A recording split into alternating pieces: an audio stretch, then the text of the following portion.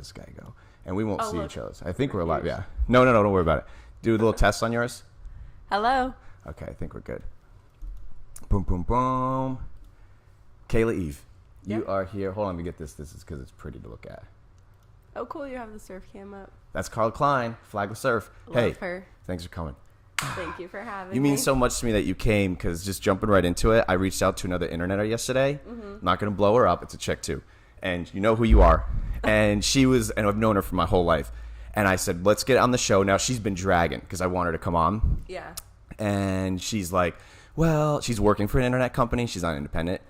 And Gotcha. she's like, I can't come, or I don't know if I should go because I'm working for this internet company. And I'm like, I don't even rep the biz, like via my, I don't know if you've seen a few of them, but like, I'm not like, I'm an internet, like this is just a great way to get to know somebody. And podcasts are awesome. Yeah. And Great she's, info. so anyways, I'm picking on her. So I appreciate you, because then I reached out to you right away. I'm not to sound tacky, but I really am proud of you. And you. I've known you for a hot minute now. And you had, Probably like are you 5 years yeah, or so. but it It's been seems a while. longer. Because anytime I meet somebody that's just like, I hate using this cliche word of hustling, but Yeah. you're such a hustler. And are you still doing the denim with Eve? It's going to open March 4th. Okay. Shop. Well, let's just jump right into that, because I have a lot of, I'm just interested in that, because Okay. I used to have the clothing. Yes. I did the clothing world.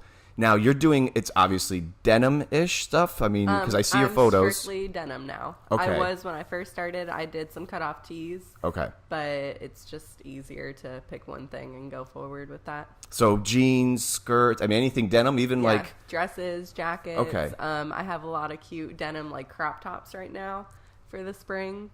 I'm very excited to release those. And I love the photos. You have the models. Thank you. And Shout out to my little sister. yeah, so your sister's one of your models. Yeah. Who else? Because I think, weren't they're local people. It's all of her friends, basically. Awesome. Yeah, so I originally, when I first started it, I gave Annie a pair of shorts. And I That said, sister's Annie? Yeah, Okay. that's my little sister. And I said, just rock them if you like them. I might go forward with this. I might not. I'm not really sure. And then she posted them on her Instagram, and people just started messaging me like, hey, I need a pair. And then that pair that I gave her originally is like the number one that she models all the time. Was that like the original? Yeah, that's like the first pair I ever made. Isn't it exciting? It is. So can we talk about what's upcoming in the spring? Yeah. What do we got? Basically, I'm learning how to sew right now. Trying to learn how to sew. I didn't think it would be so hard, but so I'm doing. Because you're making all this, for those that don't know. Yeah, it's all handmade by me. This is coming in Kayla's Digis. Literally with scissors. Wow. Like how to start a business with $5. You go to the thrift store, spend a couple bucks, go to the dollar store, buy a pair of scissors. That's how I did it. So this is the real deal. Mm-hmm. And now you're just, is this like being done in just the dome? Is this like you go to your creativity, kind of like, are you doing it on a model? Like how do you, I've never done anything like that. Mine was just like stuff on shirts. I have a system because I'm going to the thrift store, so everything's, I live in Daytona, so I have to wash it a lot before I even start like cutting. Lots of vinegar to get everything out and lots of dryer time. And then I just take all the denim on my back porch and zone out and go to town. Cut it all up. So everything, correct me if I'm wrong, is probably like one of a kind? Yeah, you can't get the same pair. What's some like normal, what's like a pricing for like some of them? All shorts are $29, all pants are $39. So super affordable, considering that they're, now I got to tell you, I didn't know they were like coming from the Digis. I thought, because once again, my background in the clothing world was when I was 17, 18 years old. And back then it was a lot harder to get stuff, but it was all coming from the China. Yeah. And then putting a stick, I wasn't imprinting it, but having a print on it and then going with a name or a slogan. But you're actually making this stuff, which is amazing. All upcycled. There's no waste. A lot of the extra denim I actually braid into like dog toys. Wow. And just go into my dog. Now the site is live, right? The site is not live. It's not yet, but it's the URL, which we're going to be posting all this, but it's Denim by Eve, right? Is that denimbyeve.com. So that will be live like March 4th. Okay, awesome. And full e-commerce, ready? People can buy from there. Atta girl. And off Instagram. Really? You can buy off of Instagram? Yeah. Look at me, the internet. I didn't even know that. It just started, I want to say a couple months ago, where it used to be you needed so many followers to add items to your Instagram stories, where it says swipe up, and now you can just do it. Didn't even know that. So it's like a full-blown can select the product and the whole merchant activity? I can post a story. So I can post a picture of a model wearing the shorts, and then you can swipe up and purchase them right there. Never knew this. Mm-hmm. Now, are you connected? What are you using as your merchant? I use Shopify through Squarespace. No. I mean, like the merchant activity. Are you using like Stripe, PayPal? I was using PayPal. I've switched over to Stripe. You digging it? It's about the same as PayPal. Okay. Do you know the fees are? It's similar? High. They're always high. I know. I think PayPal's at 2.9% plus 30 cents of every transaction. Yeah. But I'm old school. I'm still using PayPal. But I'm having more and more clientele that are using the Stripes and the Square. And it's cool because if you're using the Stripe, I know PayPal has a little thing that goes to the phone. It does. Do you do a lot of in-person? Well, once you're probably... At the pop-up shops, I do. Okay. So and you have to have a credit card in this day and age. I just do Venmo because all of my girls are about 19, 20 years old. And they have Venmo accounts. And everyone's like, oh, Venmo, Cash App, here Now, you is go. that free? Mm-hmm. That's still so fascinating to me that they're supplying that resource at... I don't know how they're making any money. When you transfer it, if you want it transferred instantly onto your card, you pay a 2% fee. Okay. So that's where it's coming in. Because I've asked... It's definitely a younger... Mm-hmm. Right? That's why I'm out of the loop with it. I don't really have the Venmo. I have clientele sometimes asks, can I pay you Venmo? And I'm like, nah, just send me snail mail check or PayPal. But so that bleeds into the interneting world, which that's where, I've always once again loved you and admired you, but that was when I was like, gotta get her on the show because I'm so proud of you. Now I have some things I want to talk about the interneting world. This ADA compliancy, have you heard about this, Jazz? Is that for the handicap accessibility on a website? Oh, no. Okay. Well, it's okay because no one really has any idea what the heck's going on with it. I'm getting more and more calls, more from just like current clientele that have the legal eagle situation where they're pretty well-to-do businesses. So they've got they've got the accountants, they've got the lawyers, etc.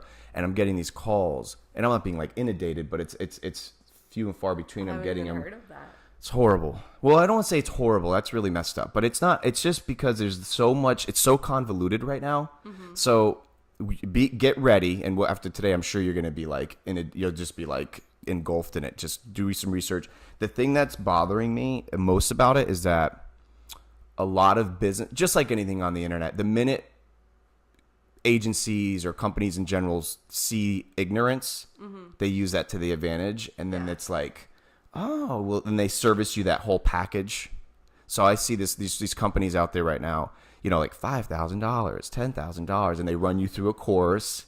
I know, it's just, isn't it? Marketers a bad name. Yeah, 100%. Which then bleeds into, there's really, no matter what literature you read, now there is an actual .gov literature, but who understands it? And if I sound ignorant, I don't care. I've read it, I've looked over it.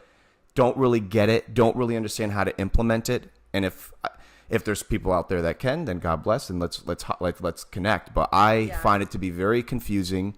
I think it's a great thing. I'm not against that. Is there a certain amount of traffic that you have to have in order? Oh, it's got to be on the site. So like Even now, if you only have like 5 people viewing the site a day. Doesn't matter. Doesn't matter if it's one. If you technically right now, if you have a website that's not ADA compliant, you are susceptible to a lawsuit. Now, I would consider them to be ambulance chasers to this aspect of what, you know what I mean? They're the lawyers that are going after. So I don't think people like you or I or our probably immediate clientele, because I'm not working with the Walt Disneys of the world. Yeah. I've got some great clients, but I'm not working with multi-billion-dollar conglomerates. But I'm sure the ambulance chasers and the people that are going after these non-ADA compliant sites are the Walt Disney sites, the Amazons. And it's a mess. So it's an opportunity for us to supply that resource, but there's still not like, for instance, there's one way to get an SSL, right? You go on, you either buy it through your host or you do it yourself, etc. And now you're HTTPS. Easy. Makes sense. There's a rhythm and a rhyme. ADA compliant, there's like, it's not just as easy as a plugin. It's not just as easy. So look into it, which then bleeds into my other topic was, do you see, I follow a lot of I'm sure you see this too on my Facebook and whatever social medias you're on. You see these sell a WordPress site for $10,000 and they're marketing to us. Oh Have you seen this yet? No, I haven't. Okay, you're going to start seeing it.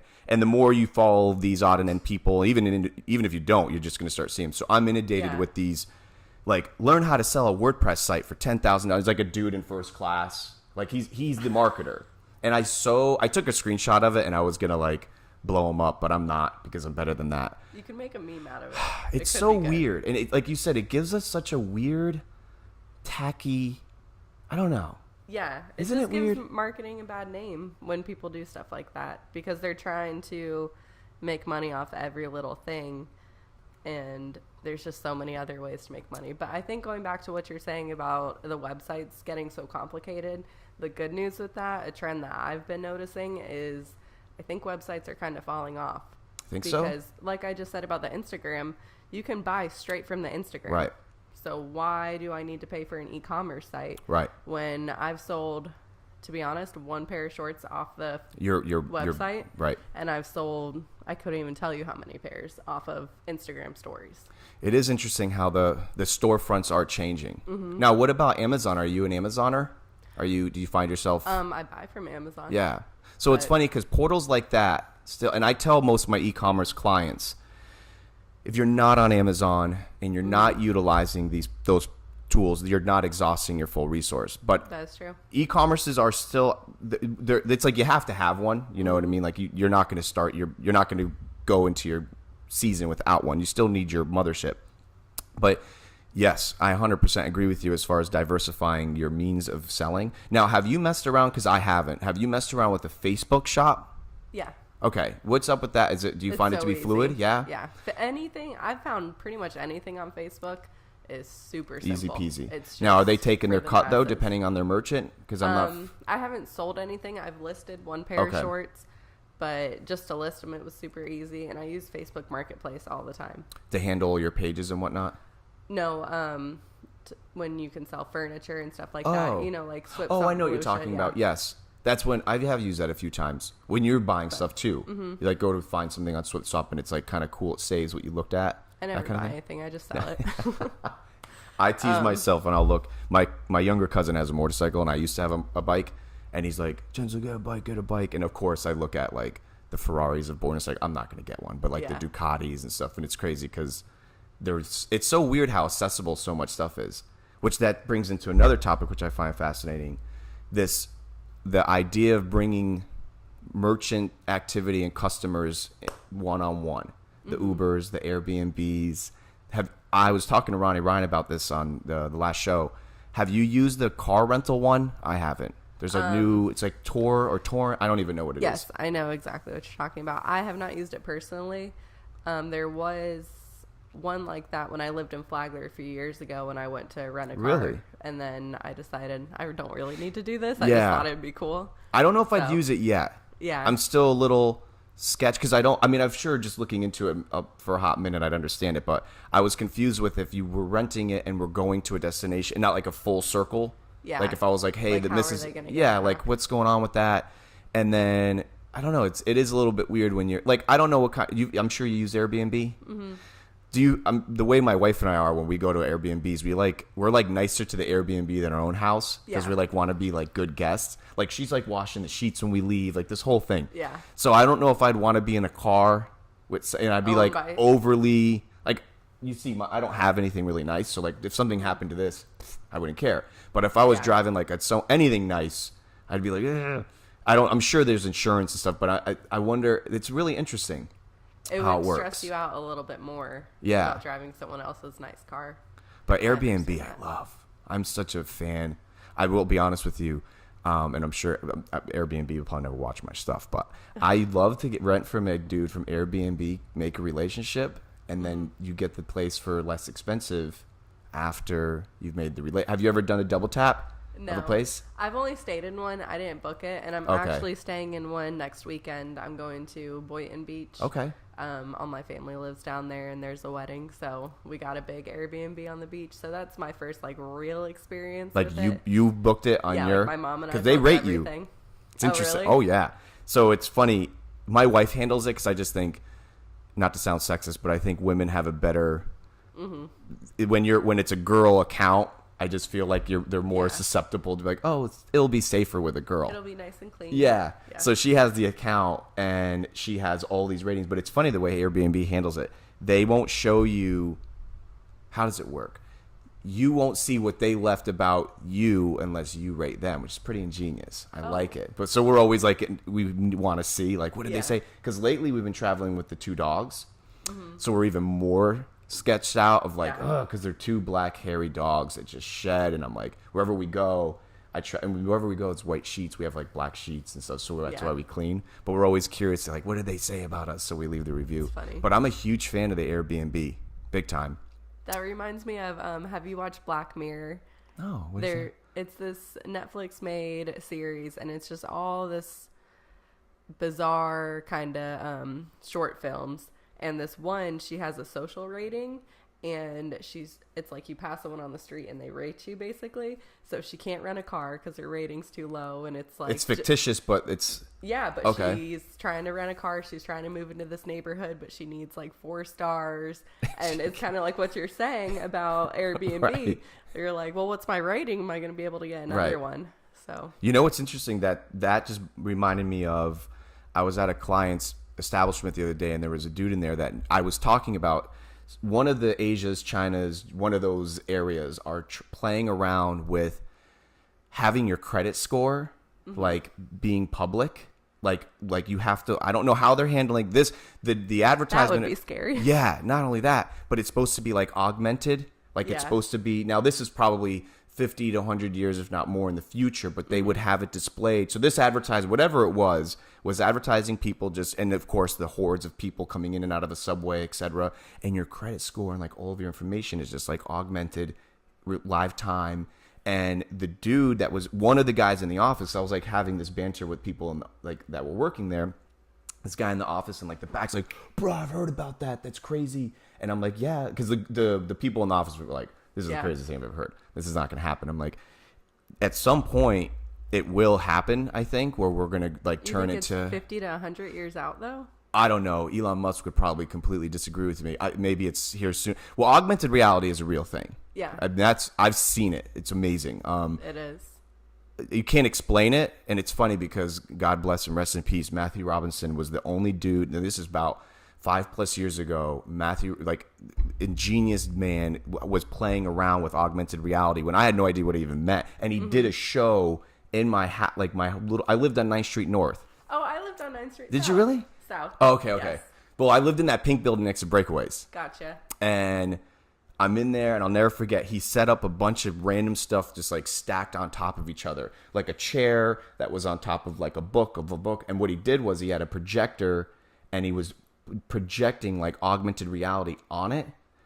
Blown away. You have to understand, this 5+ years ago. It was unbelievable. And now it's getting to a point where it's actually just being displayed with no backdrop. So it's just projecting, and it's just, so I don't know. Do you think it's here sooner? You think we're...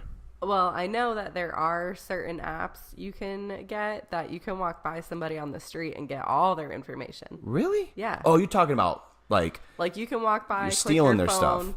I mean, not necessarily stealing, but it's not hard to find. Right. It's easy.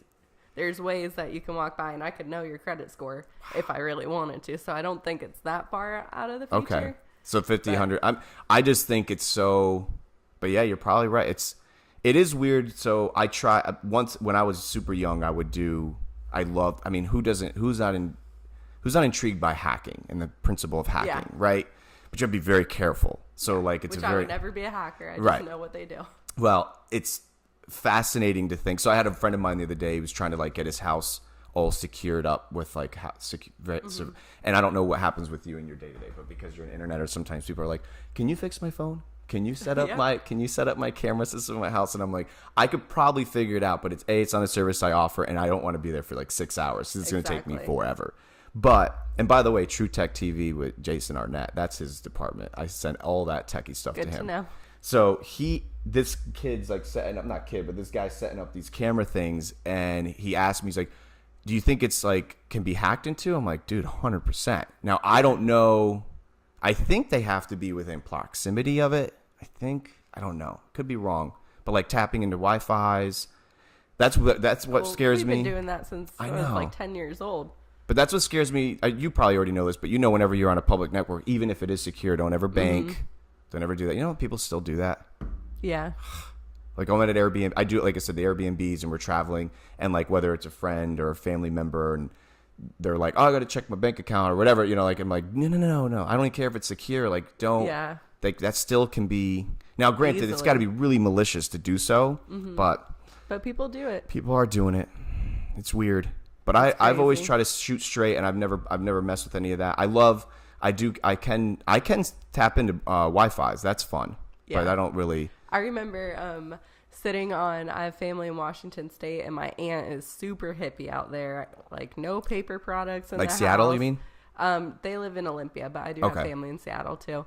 But just super hippie, no TVs or anything. And my cousin, who's gay and now lives in the big city, he's like, I need civilization. So we're sitting upstairs, like, of the house, like on top of the house, trying to steal the neighbor's Wi-Fi with our laptop like squished in the corner. And we were like 10, 11 years old trying to do this. So it's stealing possible. Wi-Fi is, yeah, it's there.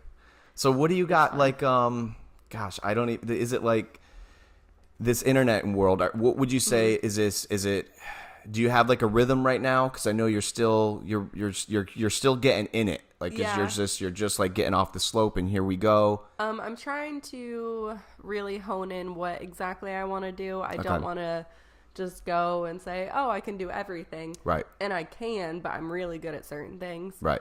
So I'm trying to kind of find that niche, like with the denim. Right. You know, I saw all these girls around here have their own bikini line, and I thought that was so cool. Right. But I'm thinking to myself, well, I can't make bikinis. They already do that. Like, what's my thing that I can do? What's your niche? And then that's when I kind of came up with denim. So as far as my interneting world, I'm really focused on stories. Okay. I've been hired a couple times to go to... Now, wait, time out. Does stories mean like Instagram stories?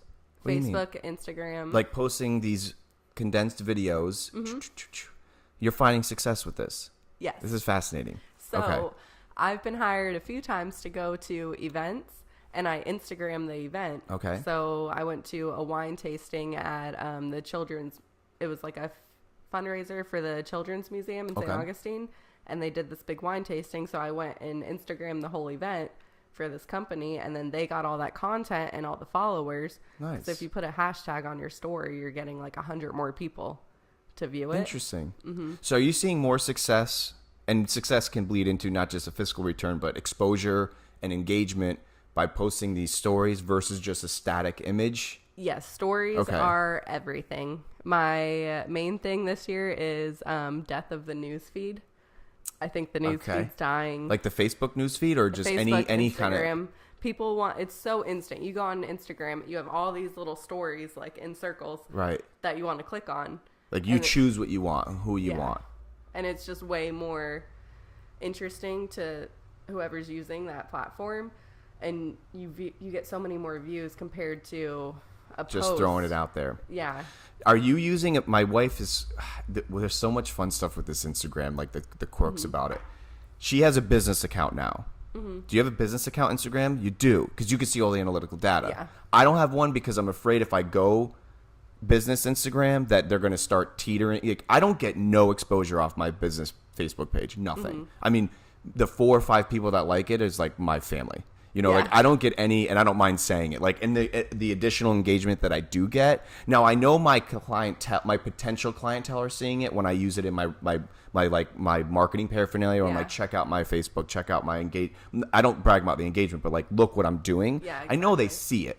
And it's funny because I know a lot of people are seeing a lot of stuff and they just don't like it because they're becoming a very prideful, egotistical social media genre. It's weird. Like, I have people that are like, bro, I saw your video, but like they didn't like it. You know what I mean? Like, I understand that there's that genre too. That's funny. So you have an Instagram business account, but this is what's interesting. So I'm trying to do more Instagram because I know it's going to help. But have you got... My wife's probably going to chuckle when she sees this part of it because she gets so mad at people that follow your account. Yeah. You peak, like, listen, you go to bed at night and you've got X amount of followers. You wake up and you've dropped. Have you noticed this, like the following and then they stop following you?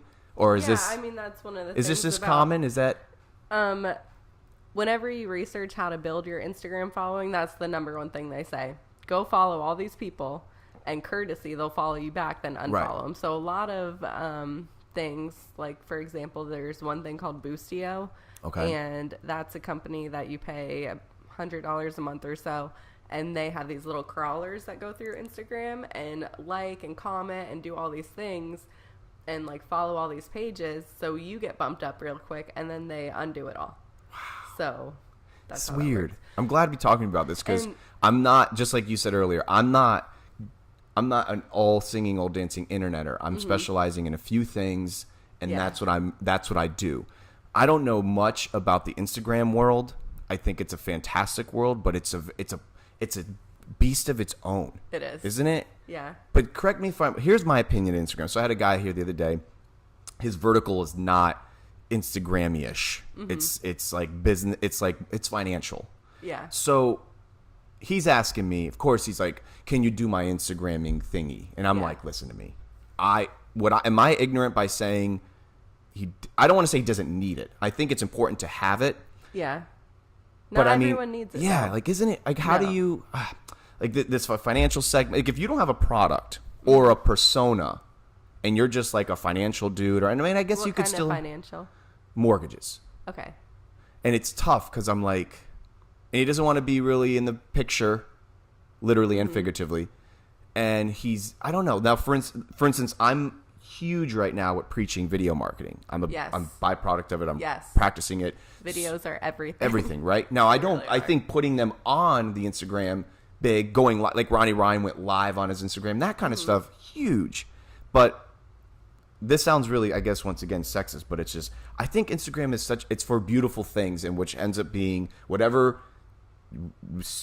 species you're going after. Yeah. That's what people want to see, you know, like you go through a dude's Instagram account, high probability or whatever, I guess you have to be politically correct. Whatever it is, whatever that person's most fascinated by is probably going to be following that, and they're beautiful, whether it's landscape and or a person. So I'm finding it hard to implement that when it's not pretty. I would say for a mortgage company, put pictures of beautiful homes out there, and then put Instagram as much beauty as it is funny things, like all the memes and inappropriate things. Right. So you could do a mix of financial memes with like these beautiful homes that you could have if you mortgage them. And I would follow that account. Yeah. To see my dream home every day. I guess you're right. I just and a little tip like on the caption. Tips. That would be good. Now, here's another thing. Is it true that you're not supposed to? My wife Camille makes fun of me all the time because I'm like, I'll put the link in the description. You're not supposed to do that. Instagram. Yeah, they can't click it. Yeah, you can't click it. Yeah, you have to say link in bio. What's up with everybody posting on the Instagram and like for 5 seconds you have to scroll before you? Who made this up? Why is that happening like that? Like you mean the dots? Yeah. To see the rest of your caption? Yeah. I do that with hashtags. Why are we doing this? Because I don't feel like everyone wants to really read the hashtags. And for example, if I'm trying to get someone in for a drink special, I'm going to put a funny little caption that they can grasp real quick, and then I put all the dots with the hashtag, so they don't really need to read that. Okay. That's just more so I get more notice on the Explore page. So such a weird psychology. It is. Who made this? You know what I mean? Like I don't know. It's kind of newer. Well, from my understanding. Yeah. You see the like 38 bullet points, and once again, it sounds so funny, but it's a younger-ish way of doing it. I would imagine, because it's like. I see a lot of my younger friends and family members that are doing the yeah, and then you got to see it. But I guess so. It's just for people that don't want to be annoyed with a hashtag. Yeah, that's what I do. So you're doing it though. But if you're posting a whole paragraph on your Instagram story, you got to stop. Stop doing that. No one cares. The script. Yes, it's like today I did. I ate this for breakfast. Right. I did this. I put my socks on. Okay. Don't do it. Yeah, I'm not guilty of that. Thank God. I don't think you should do.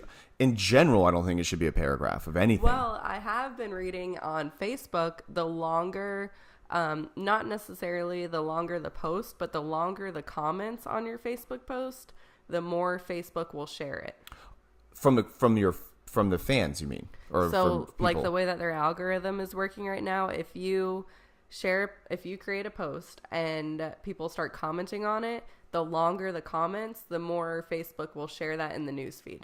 It keeps popping up, you mean? Yeah. I see that a lot. But it has to like Matt Longeway. I love him. So like he'll post something stupid or funny. Yeah. And like it's constantly on the top of my newsfeed Yeah, because the longer the comment, people keep saying things. Facebook, So you're not talking about the length of the comment, just the frequency of the length of the comment. Length? The length, because Facebook's whole new marketing ploy is community. Okay. So they really want, when they see things like that, it seems like more of a sense of community because someone's taking their time to write this long comment. So they're saying if it's interesting to the people now, we should keep this fresh. Yeah, so I'm gonna. So that's so funny because that algorithm piggybacks on basically what Google's doing. Mm-hmm. It's so funny how they all kind of this AI is evolving.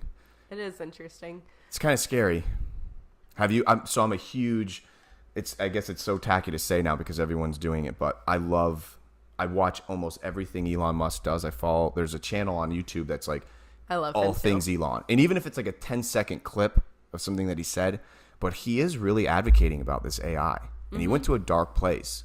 The last time I heard him talking about the AI really, really candid was with Rogan. And it really it really shook me up a bit because not only can you see it on his face, because it's like he know, and what he's advocating for is he just wants now us as a government to instill and like put like things in law now that Probably say like a good idea. I know. And Rogan was like jaw dropped. I mean, I'm sure all the listeners were just jaw dropped because a lot of it's so weird that podcast got so much rap, not only because it's Elon, but like he smoked weed on there and everyone like made that a focal point. It was on Reddit and it was like, dude, that was like not even the point. Who cares? Yeah. But he did get a lot. I know the word trouble's not applicable to him, but he did get a lot of heat from that from every side.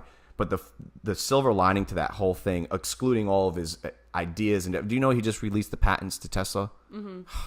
I mean, who does? Just an incredible man. But the fact that he's about this AI, like he's basically telling you that his car is an AI, the Tesla. And I've never been in one yet. Have you been in one? I have. Bum. Good for you. I haven't actually drove one, but you can go test drive them, so that is on my calendar. But I've gone to the store and sat in all them and got the whole spiel. Well, I've heard just from people that are very like charismatic, like the Rogans and stuff, and I watch a lot of these car shows on YouTube, and the way they describe it is like it's inexplainable. The responsiveness of it, the acceleration of it, the tech of it. So just the whole concept in general. It's a whole new kind of car. Whole thing. That makes so much more sense. Right. And that's what piggybacks on, ladies and gentlemen, now he's using it for the betterment of the society, but once these things become, it is a scary thing. And it's funny because once again, maybe that's 50 to 100 years. I don't know. The Matrix factor, once robots start it's right here. You think it's here? I mean, the technology's here. My friend's boyfriend does AI, and recently he was in Hong Kong. He does some kind of software. Super nice guy, but he built this AI thing where they took a grain of rice to the government and they were like, okay, this is how much rice you guys will yield this year, like as a country, just judging by this one grain and this AI technology that we built. Oh, it could understand. Like it could tell them this is how much you'll grow.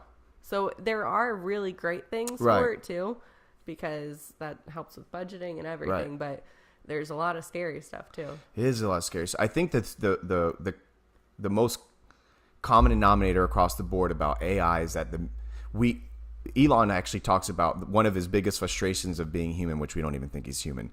It's really funny. There's a lot of people that think he's alien, but he's human to me. That's funny. I mean, yes, he's a genius, but he talks about the computing power of a human. Like we can only think and compute so fast. Yeah. Like even the geniuses out there and these anomalies, these Rain Man, so to speak, that can, trace New York City on a memory. Like that's still great, but look how long it takes them. They can't. Mm-hmm. And he's talking about the computing power. And once these AIs become self-aware and they learn what they want to learn, and then if they can exercise a physical motion, that's where things get really trippy. This is the world we live in now.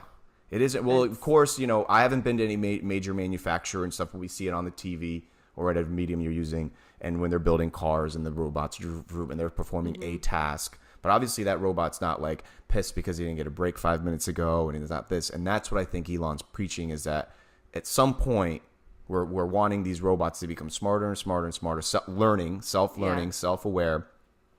What if they do? And that's the most fascinating thing about life. And this is a whole nother rabbit hole in itself. But like, what is consciousness? You know, what does make a human? What makes us human?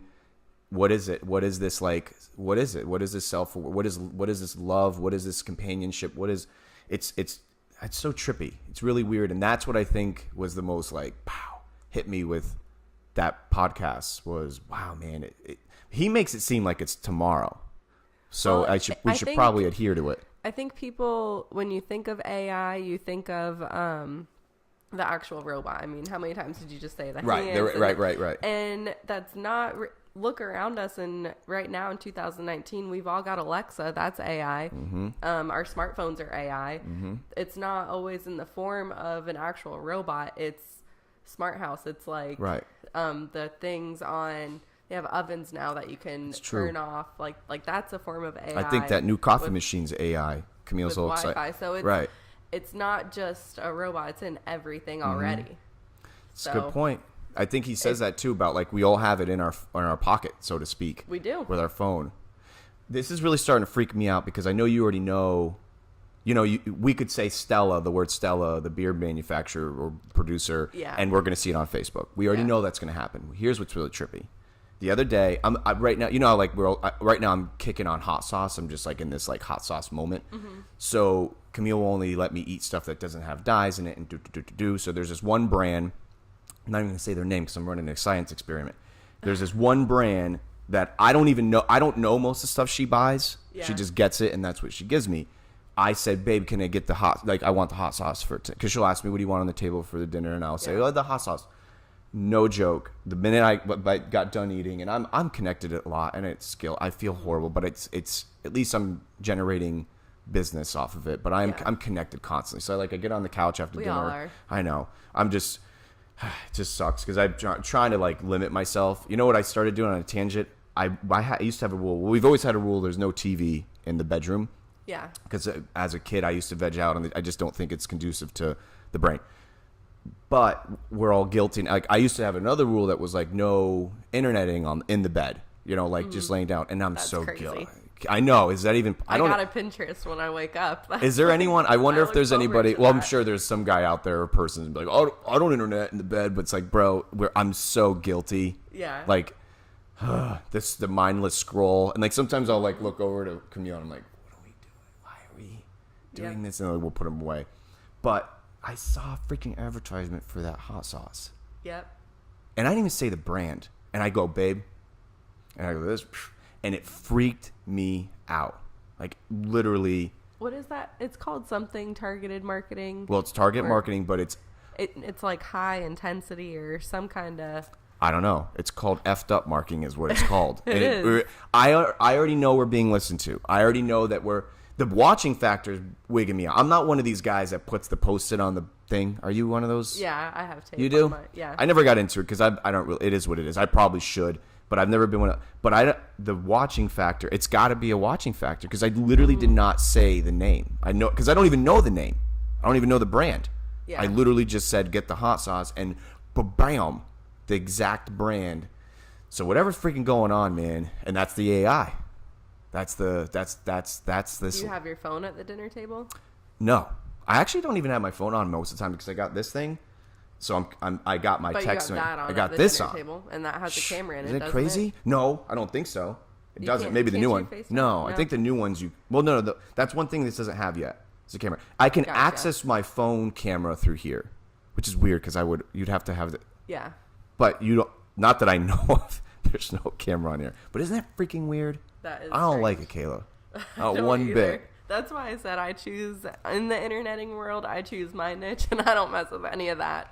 I'm not interested in the specific targeted marketing and all that kind of stuff. I don't play around with that either. Well, I mean, no, I've learned about it, but I'm not interested. Well, you can do this. We probably you can target an ad, stuff like that. I have a targeted audience, but it's not their specific. I'm at home with the hot sauce. I don't think we have that. We don't have that access to us. If we were a conglomerate, well, this is what I used to say when I was super young getting involved in the web game, is that people used to say, this was like probably when Google was just coming out, and we didn't even really know what we could do, what it was. And I remember there was that era where like Google's not going to be around too much longer, kind of banter. And I remember this is when I was working for a tech company, and I was flying back and forth to Sweden. I was only making $10 an hour, so it sounds fancy, but I was working for this company. But they were flying me back and forth, and I remember I was just engulfed with interneting. And I remember people were like, how does Google even make this money? Like, what's the big deal? Is Google? This is about 10 plus years ago. And I just remember thinking, we literally are putting our entire life out there. At some point, I've been preaching this since day one. I had a feeling that one of the ways that they were going to generate the best revenue was take all this aggregated data that's literally specifically built for Kayla Eve, what you are, what you do, everything, where you drive, your Google map, the whole thing, and take that data and say, hey, Coca-Cola, hey, like the conglomerates. Yeah. Now, I'm a big believer, and that's what's happening. I guarantee you, as we speak, there's a table of 10, 12 dudes. The 12 dwarfs are sitting down, and they're talking about, all right, let's give me over everybody in the Central Florida area that's used the word Disney. You think it's really people, or is it AI? Oof, that's a good question. Well, the AI is aggregating it 100%. The people there's purchasing of it from conglomerate. I 100% believe that. And I don't want to sound like a conspiracist, because I know it's happening. It has to be happening. Technology going on. Right. Like, it is. If I was Disney and if I got hired they said, listen, you have to make us revenue in net 6 months somehow, some way. I would go, okay, and that you have a blank checkbook. I would get in touch with Google and Facebook and Instagram, even though it's a subsidiary of Facebook, and say. I think since you brought up Google, just on a totally different note, but kind of going back to what I said earlier about websites kind of going out of style, you can Google any business, and I can find their location, their phone number, photos of it, their hours. Why do I need to click on their website? I can even get the menu off Google. It's true. So it's everything. And I love Google. I have a Google Pixel. I'm a huge fan of the company. But it's an interesting concept when you start thinking about everything that they offer. I run my whole business off of Google Drive, Google Developers. That's how I learned how to build websites in the first place. Like, they offer everything that you need to make it. Every little, I have like the super corporal clients sometimes when I'm being, getting bidded on. Like, what could you do for us? Why should we work with you? What was your training? What's your background? And I'm like, nothing. Yeah. Like, self-taught. And it's so funny. Like, that's why I'm pushing out my little training videos on there. Once again, I know most people aren't watching it, but it's good for my resume. So when I am met with those bigger clientele and they're like, why should we hire you? I'm like, I put out like 5 videos this week on what I'm doing, like my specialty. And that's why I think, and I mean this out of like, I love you, because there's so many. I was telling my wife yesterday, I was watching Entrepreneur Night, the video thing, and like everybody is an interneter, and it's happening more. Now, you have to know, we've known each other for 5-ish years. I've been doing this since I was 17 years old. I wasn't always generating revenue, but my little businesses, I had the clothing company, I had a courier service. The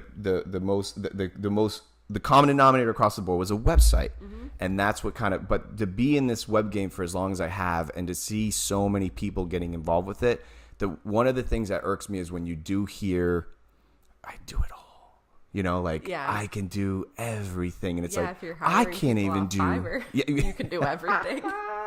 The Fiverr. Someone actually said Fever the other day. It really was funny. They're like, "Can you get me someone on Fever?" I'm like, "Oh yeah, I got you." But it just bothers me, and I see it so much more now. I can see how that would be a pet peeve. And not even like, I don't know. It doesn't bother me because I'm like, oh, I want to be them. I want them to succeed. I think you've got a good sense of me. I think, and like, this is gonna. I want to grow with you. I want to see you succeed. I got 10 fingers, and I think that you've got. And by the way, you really met even Dan. Shout out to Dan Kleinschmidt. He was like, dude, she really, because I didn't know when I called you, just for those that are watching, maybe like I literally blindsided you. This is this is so organic. I think some people know, the people that are really starting to watch this. Did Dan buy you the beer? Because we Venmo'd him like $10 to buy you a drink. No, I'm sure it will come full circle, because I'm actually. So he owes you a beer. Shout out to Carla Klein, because she messaged me the other day. I love Carla. I love her. She messaged me the other day and goes, "Who is this?" and it was an Instagram account. And I didn't know off the top of my head. And it was, I don't care, Dan, if you're going to get mad about this. It's time to blow it up. He's got a thing, Flagler Beach Industries. Yes. And he came over the other day, and we were just marinating, and just, no one can come to me with an idea or concept and say, you're never going to get, don't do it for me. I'm like, see the sticker? Yes. I love the sticker. I know. So I'm all about, like, I'm like pushing him off the cliff, figuratively speaking. I'm like, Dan, you're going, like, there's no looking back now. Like, you're going to do this. Now, I am not saying, like, you know, I had a W-2 until like 15 years ago. I always worked. I was never so prideful where I was like, couldn't get a job. So that's another thing about this like new hustler entrepreneurial mindset I've noticed with the younger kids. You see all this like hustling and stuff online, and they're too prideful to go get the job. Don't even get me started. I'm sure you're seeing that. The boss lady community that I see everywhere, that you wake up and you got your coffee cup that says, oh, I'm a boss lady. And then you're going to work for a pyramid scheme, or you're going to work at like you're not on your own. You're not, and do you have employees? Yeah. You know?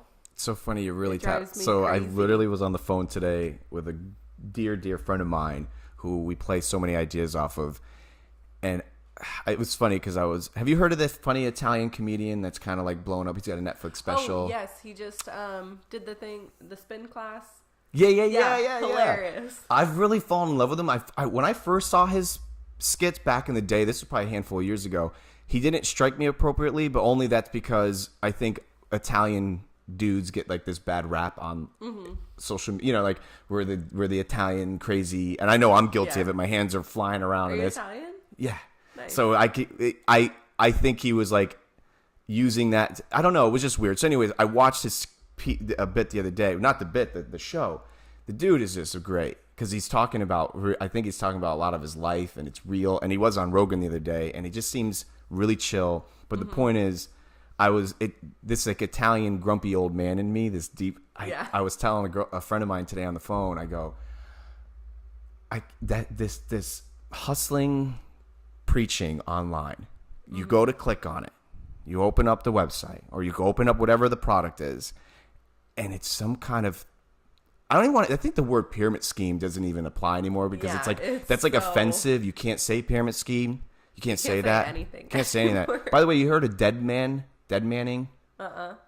Some new word. Rogan was having a blast with it. I guess if you say anything that's like not nice, or especially against a race, a gender, or like not new, it's called deadmanning, and Twitter just started implementing it in their like the vernacular of their like rights and stuff. Oh, really? And Rogan and his buddy are having a blast because it's like just hit the Urban Dictionary a handful of years ago, not even.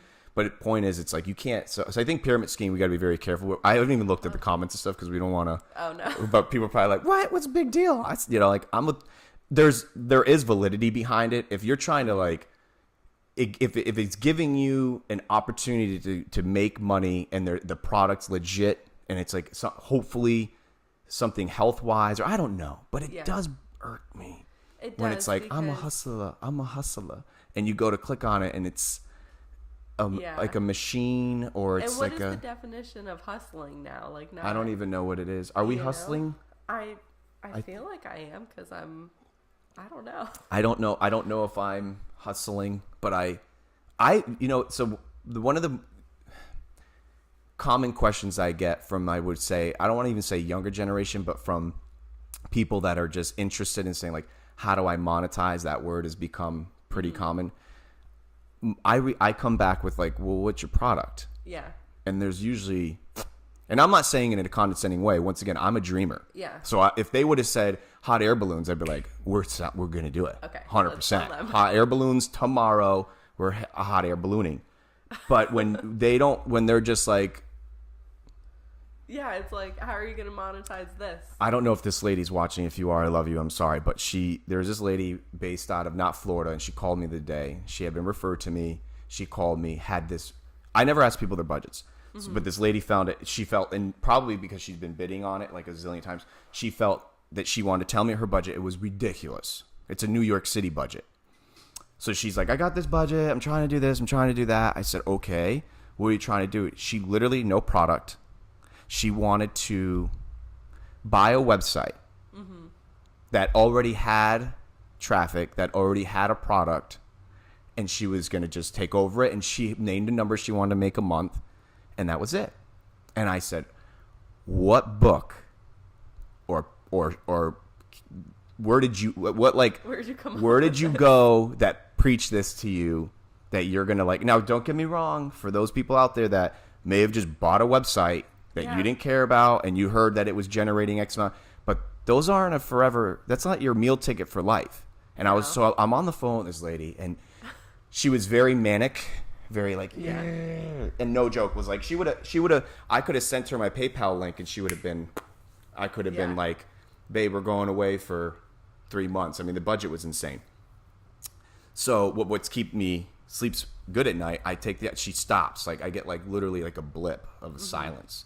And I said, sweetheart, please take this the right way. And I'm probably going to be the only dude that's going to ever tell you this in my world, the interneting world.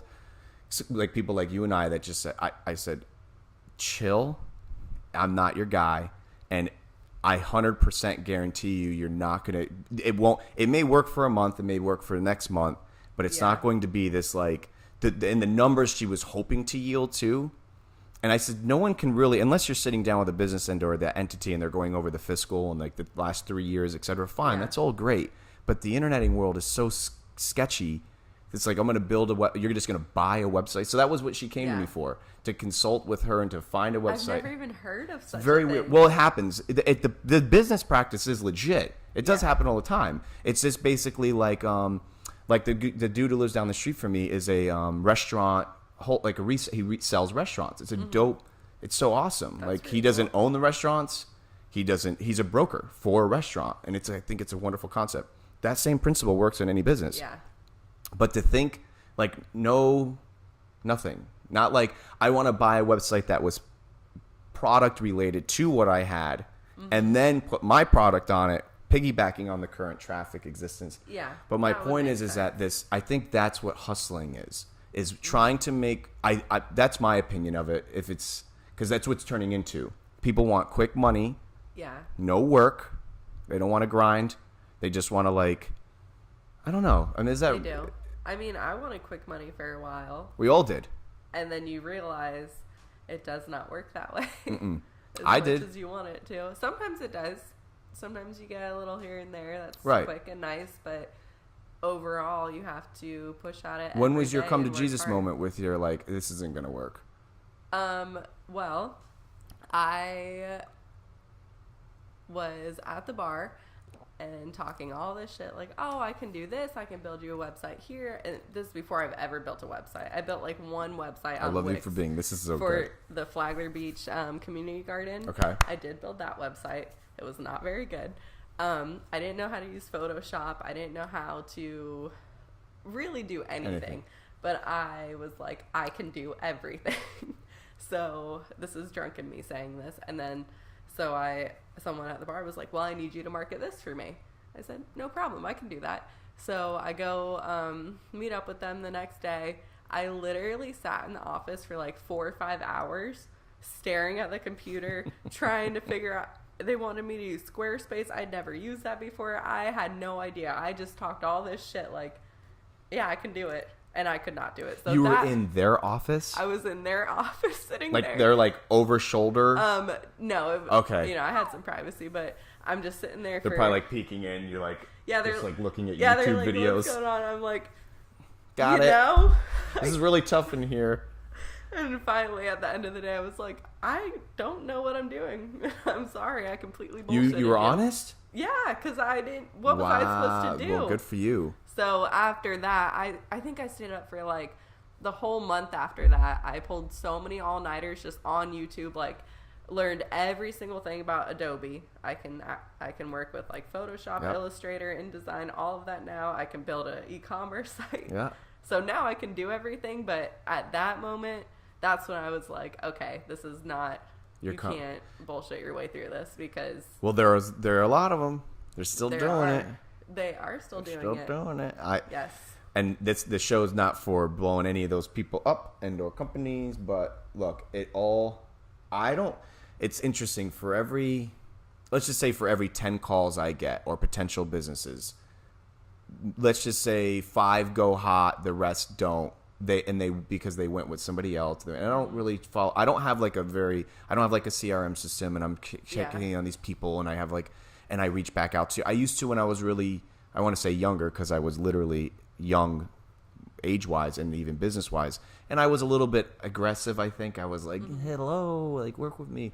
But now I'm kind of like, let people do their rhythm. And then it's funny, almost every single person that chooses that company or that person that quoted them at nickels and dimes, that promised the world this time next year, the business is usually not in existence, and they've got them so screwed up where the URLs and the ownership of the other person, you seeing this more and more? That is a major thing.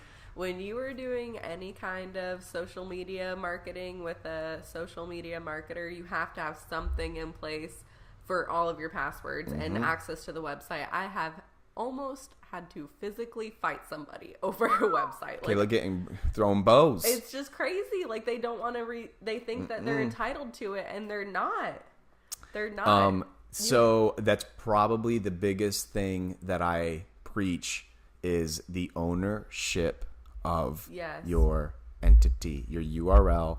The hosting's not that big of a deal. If you have someone now, I had I had 3 people on the phone yesterday with a company.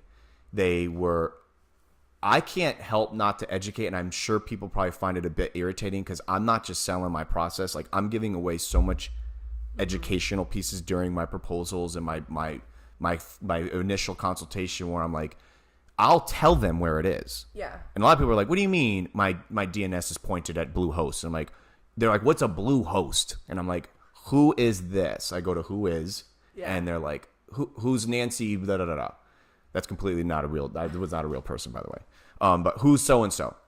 They'll say, oh, that was the lady who, she still owes us money. Screw her. And I'm like, bro. Yeah. No. She owns your website. Well, not the content. I always tell my people, I don't really care. I mean, we do need access to the registrar to get those DNS in, but how many people I meet, and I'm not talking hodgepodge ma and pop places. I'm talking conglomerate, like big places, and they don't have access to their register, their domain, and we're cooked.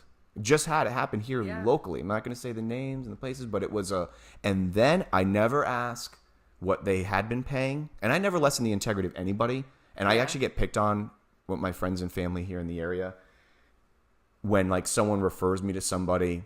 And then I talk with them, and they're like, well, what do you think about X, Y, Z? Yeah. And I'm like, oh, they're fantastic. And that person may be in the meeting, or they know that they talked with them afterwards. And they're like, yo, Chenz, why did you say that person was okay? And I'm like, dude, I have built a business for almost 2 decades.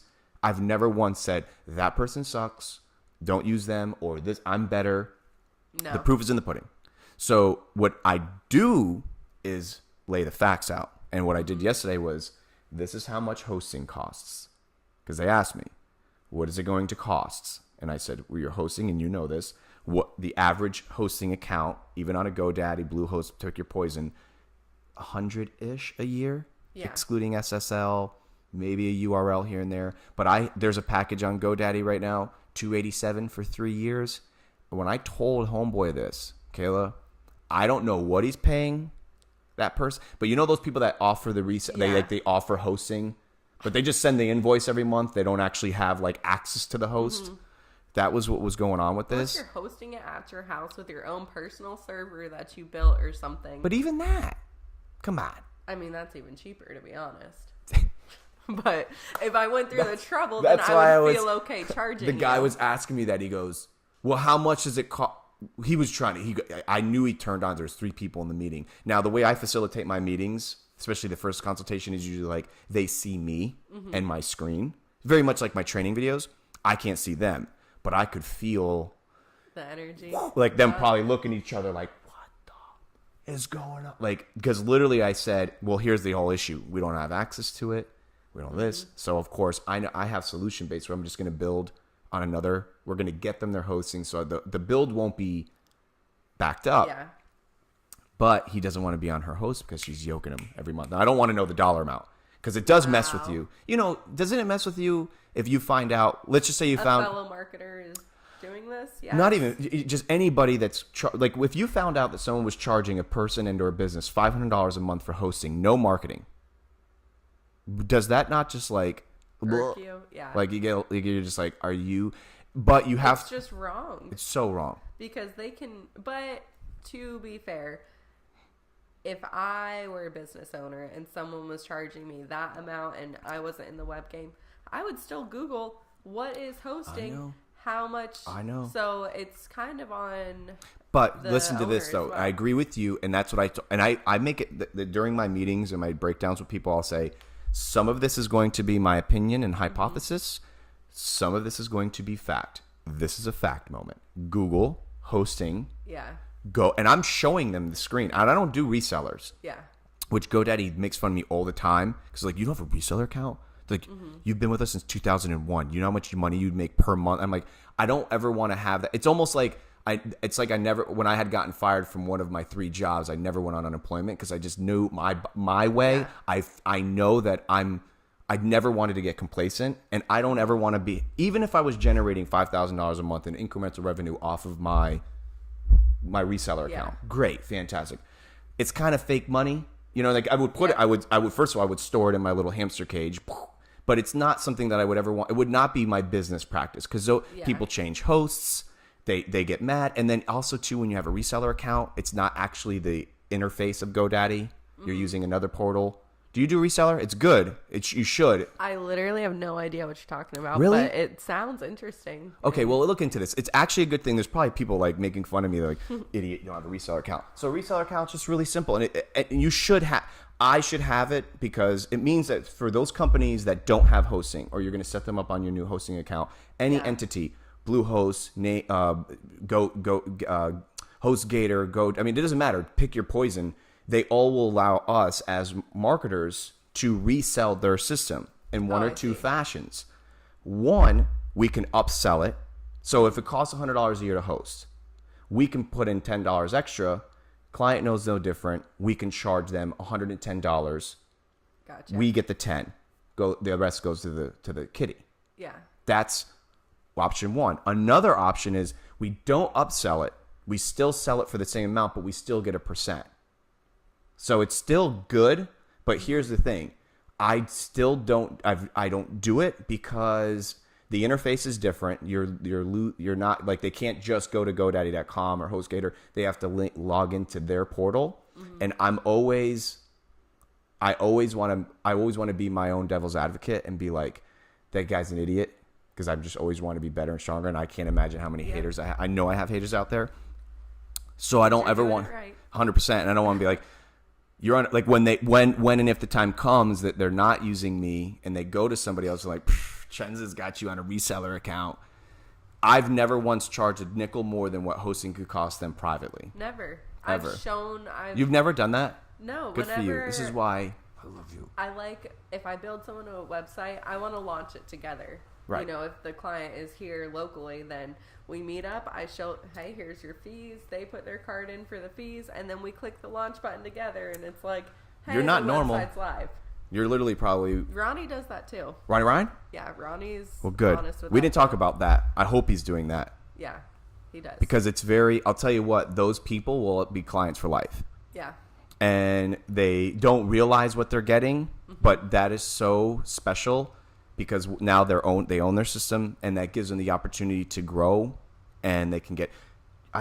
just like this. Have you ever heard the term MX records for emails? Okay, so you will. It's very scary, well, to me, because I don't like it. So that means if someone's on GoDaddy and they have their emails on there and they're not using G Suite, which, by the way, I preach. I tell everybody, love G Suite, always. Yep. It's very inexpensive, versatile, can connect. Everything. It's everything, but still hard to push. A lot of people are like, ugh. So if they're on GoDaddy and there's a thing called MX records and they have email accounts, and they have all their emails tied to that. So it's a .com. So it's, let's just say denim@eve. Or it's Kayla@denim@eve.com. You come to me and you've had that email account on GoDaddy for 5 years. You have all your archive data. Changing those emails to another platform, it's just nightmare. I don't like doing it. You know how many people we go in there, and if you don't have access to the hosts, and you don't have access to you don't have access to your emails. So there's a downtime. Now it's all possible. Horrible. It's very horrible. But with any time you get involved with an interneter, my thing is that I learned from a very great marketing company is you have a cheat sheet, and we share this cheat sheet on Google Drive, on Google Sheets, and I've got username, password, PIN, email, and it's all there. So anytime I get a new client, I build a whole drive for them, and then I say, this is all your stuff. Right. Like, here you go. Here's all your passwords. You never have to ask, oh, what's the password for this? Right. I just wouldn't hold I'm very that proud of for you that you're someone. not I don't usually ask because it's kind of like asking what color underwear people are wearing in their marketing world because it's like their rhythm. And a lot of people are making money off of it. You imagine literally someone here locally was charging $500 a month for hosting. Not marketing dollars, not maintenance, nothing. Hosting. And once again, I didn't even want to know that. This came up because we had like our third or fourth in-person meeting. I call it it's like a negotiation process where you know how many times I turn into a cousin or a brother? Mm-hmm. I'm not an interneter. So I'm helping these people, giving them the dialogue to send where it's not coming off like, because I know they can't use terms like MX records and registrars and DNSs. So I give them like the dialogue to send, but I'm like, and if something happens where they're like, well, this is my friend, my brother, my cousin, something to help because interneters hate each other. I know. You notice that? That's why I love that you came. Crazy. There's so much on the internet. You can make money off of a million things. So if they choose to make their money off hosting, I mean, you're kind of lame. Well, what are you doing? If you are, good for you, but you leave it in the ownership of the people, of the business person. These people that are just like hosting, and it's so funny you say this way. I love you. If they do have a server, then it's even less expensive. Yes, there's maintenance. Yeah, it's your server, the electricity, the blah blah blah, and maintaining that, and like the way right now I have a dude that's hosting from some guy, and the dude was there are breaths of fresh airs. This dude was super chill. He was hosting a local company here was hosting in a guy's server, but the dude's responsive, was charging him a nominal fair amount. And when we needed, for instance, like a higher PHP value on the website, blah, blah, blah, the dude's just cool. And I was like, bro, honestly, thank you for taking my call. Because when my client was like, my interneter is going to call you, and he's the interneter, the dude was like, bro, I'm actually impressed with you, the way that you're coming at me. Because there's always that's how you have to be in this I know. business. Well, that's the way I've been. Not a lot of people are, though. There's just they're so vast. There's so much in the interneting world that you can't go like this against someone because you might need them. You never know. That's how I look at it. But that's why, no joke, I keep saying it. But when I did call you, I didn't know if you were going to be receptive because you're probably my first. Well, Ronnie's an interneter, and I've had some. Everyone's interneting something, whether it's a business or a persona or a product or entity. Something is going on. But like you're interneting as means of making an income, and I didn't know if you were going to be like, bro, F you and the horse you rode in on, like. No. And I've had them. I have had one. And once again, I'm not going to say their name and stuff, but here's what's really trippy. I don't know if I've talked about this on the show before, but reached out to a company, just like I did with you, and was like, been watching your stuff, think it's great. I'd like to know more about what you're offering because I don't service everybody. Exactly. And lady was like, okay, we'll talk about this. I don't want to give too much description off because it would tell who it was. Yeah. But basically was not really cool at first. Was kind of like, and it's nobody that we even really know. It was someone newer in the hood, and they moved here. And so it basically was, she was not receptive whatsoever. It was very like kind of thing. And I was like, it's okay. I understand that, which I'm always expecting. Like, why would somebody call me that doesn't? And I have those, by the way. It's a whole nother issue, which you're going to start getting. Have you had, which you should protect yourself.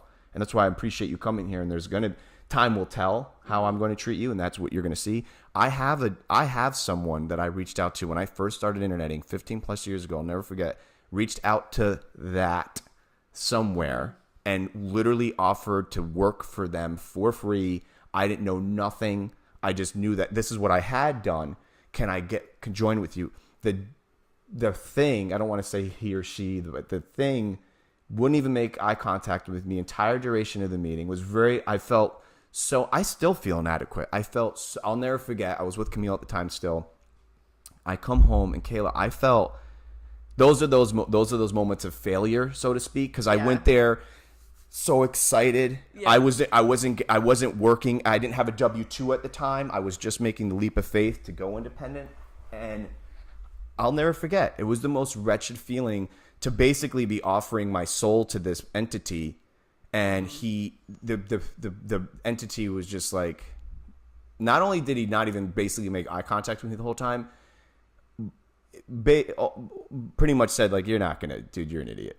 You know, they didn't say that verbatim, but I could just taste like.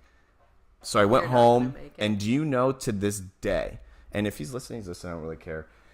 To this day, I probably get a call or like get reached out to every so often, and they'll throw at me a dollar amount of a client or a project. Because this hasn't happened to you yet. No. Get ready. Okay. So what they do is, the haters, I think, everyone's got their own, but like in our segment, they reach out to you and they'll be like, "Hi, Kayla, what's up?" And be like, "Hey, what's up?" Like, "Hey, I got this project. You know, it's only like 150K. I don't have the time for it right now. You got space to fit it into your wheelhouse?" And I'll never forget, this happened to me not too long ago. I don't know if it's because I literally am on my face every day praying and asking God to make me quick with my mind, slow with my tongue. Yeah. But something immediately was like, this isn't. I just knew it wasn't. So I asked, like, I don't have that cool vernacular where I'm like, didn't know what to, I just knew. I was just like, all right, well, who is it?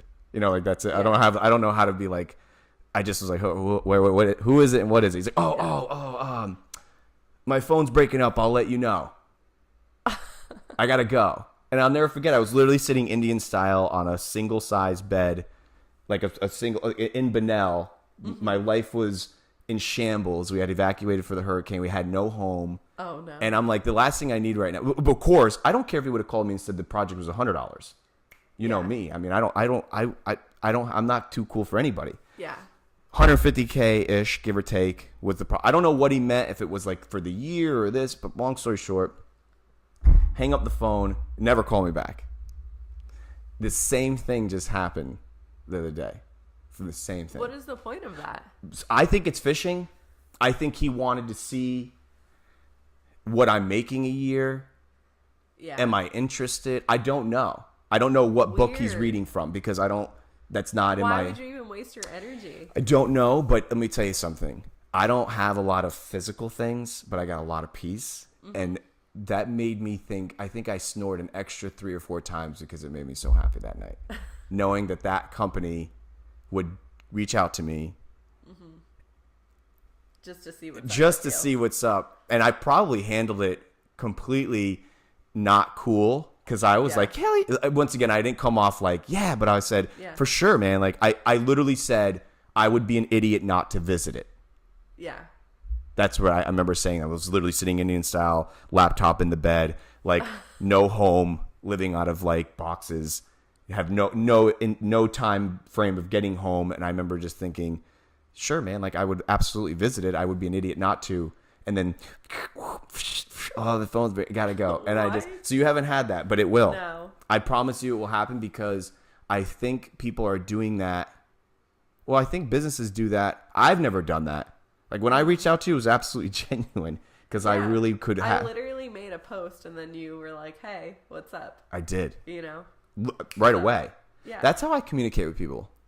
I bet you there's a word for it in some Urban Dictionary that's coming. Whenever I see a friend of mine that posts something and it touches me, whatever it may be, whether they look good in it or the message was cool, and I have their number. Like, for instance, I don't post happy birthday on Facebook. I'm the texter guy, Facebook thing. But the same thing, when I saw that, how did I get your number? You messaged me and you said, hey, I would love to chat. Yes. If you wanted to give me a call, so. And I was so happy. I was like, she's gonna absolutely be like, you idiot. I thought.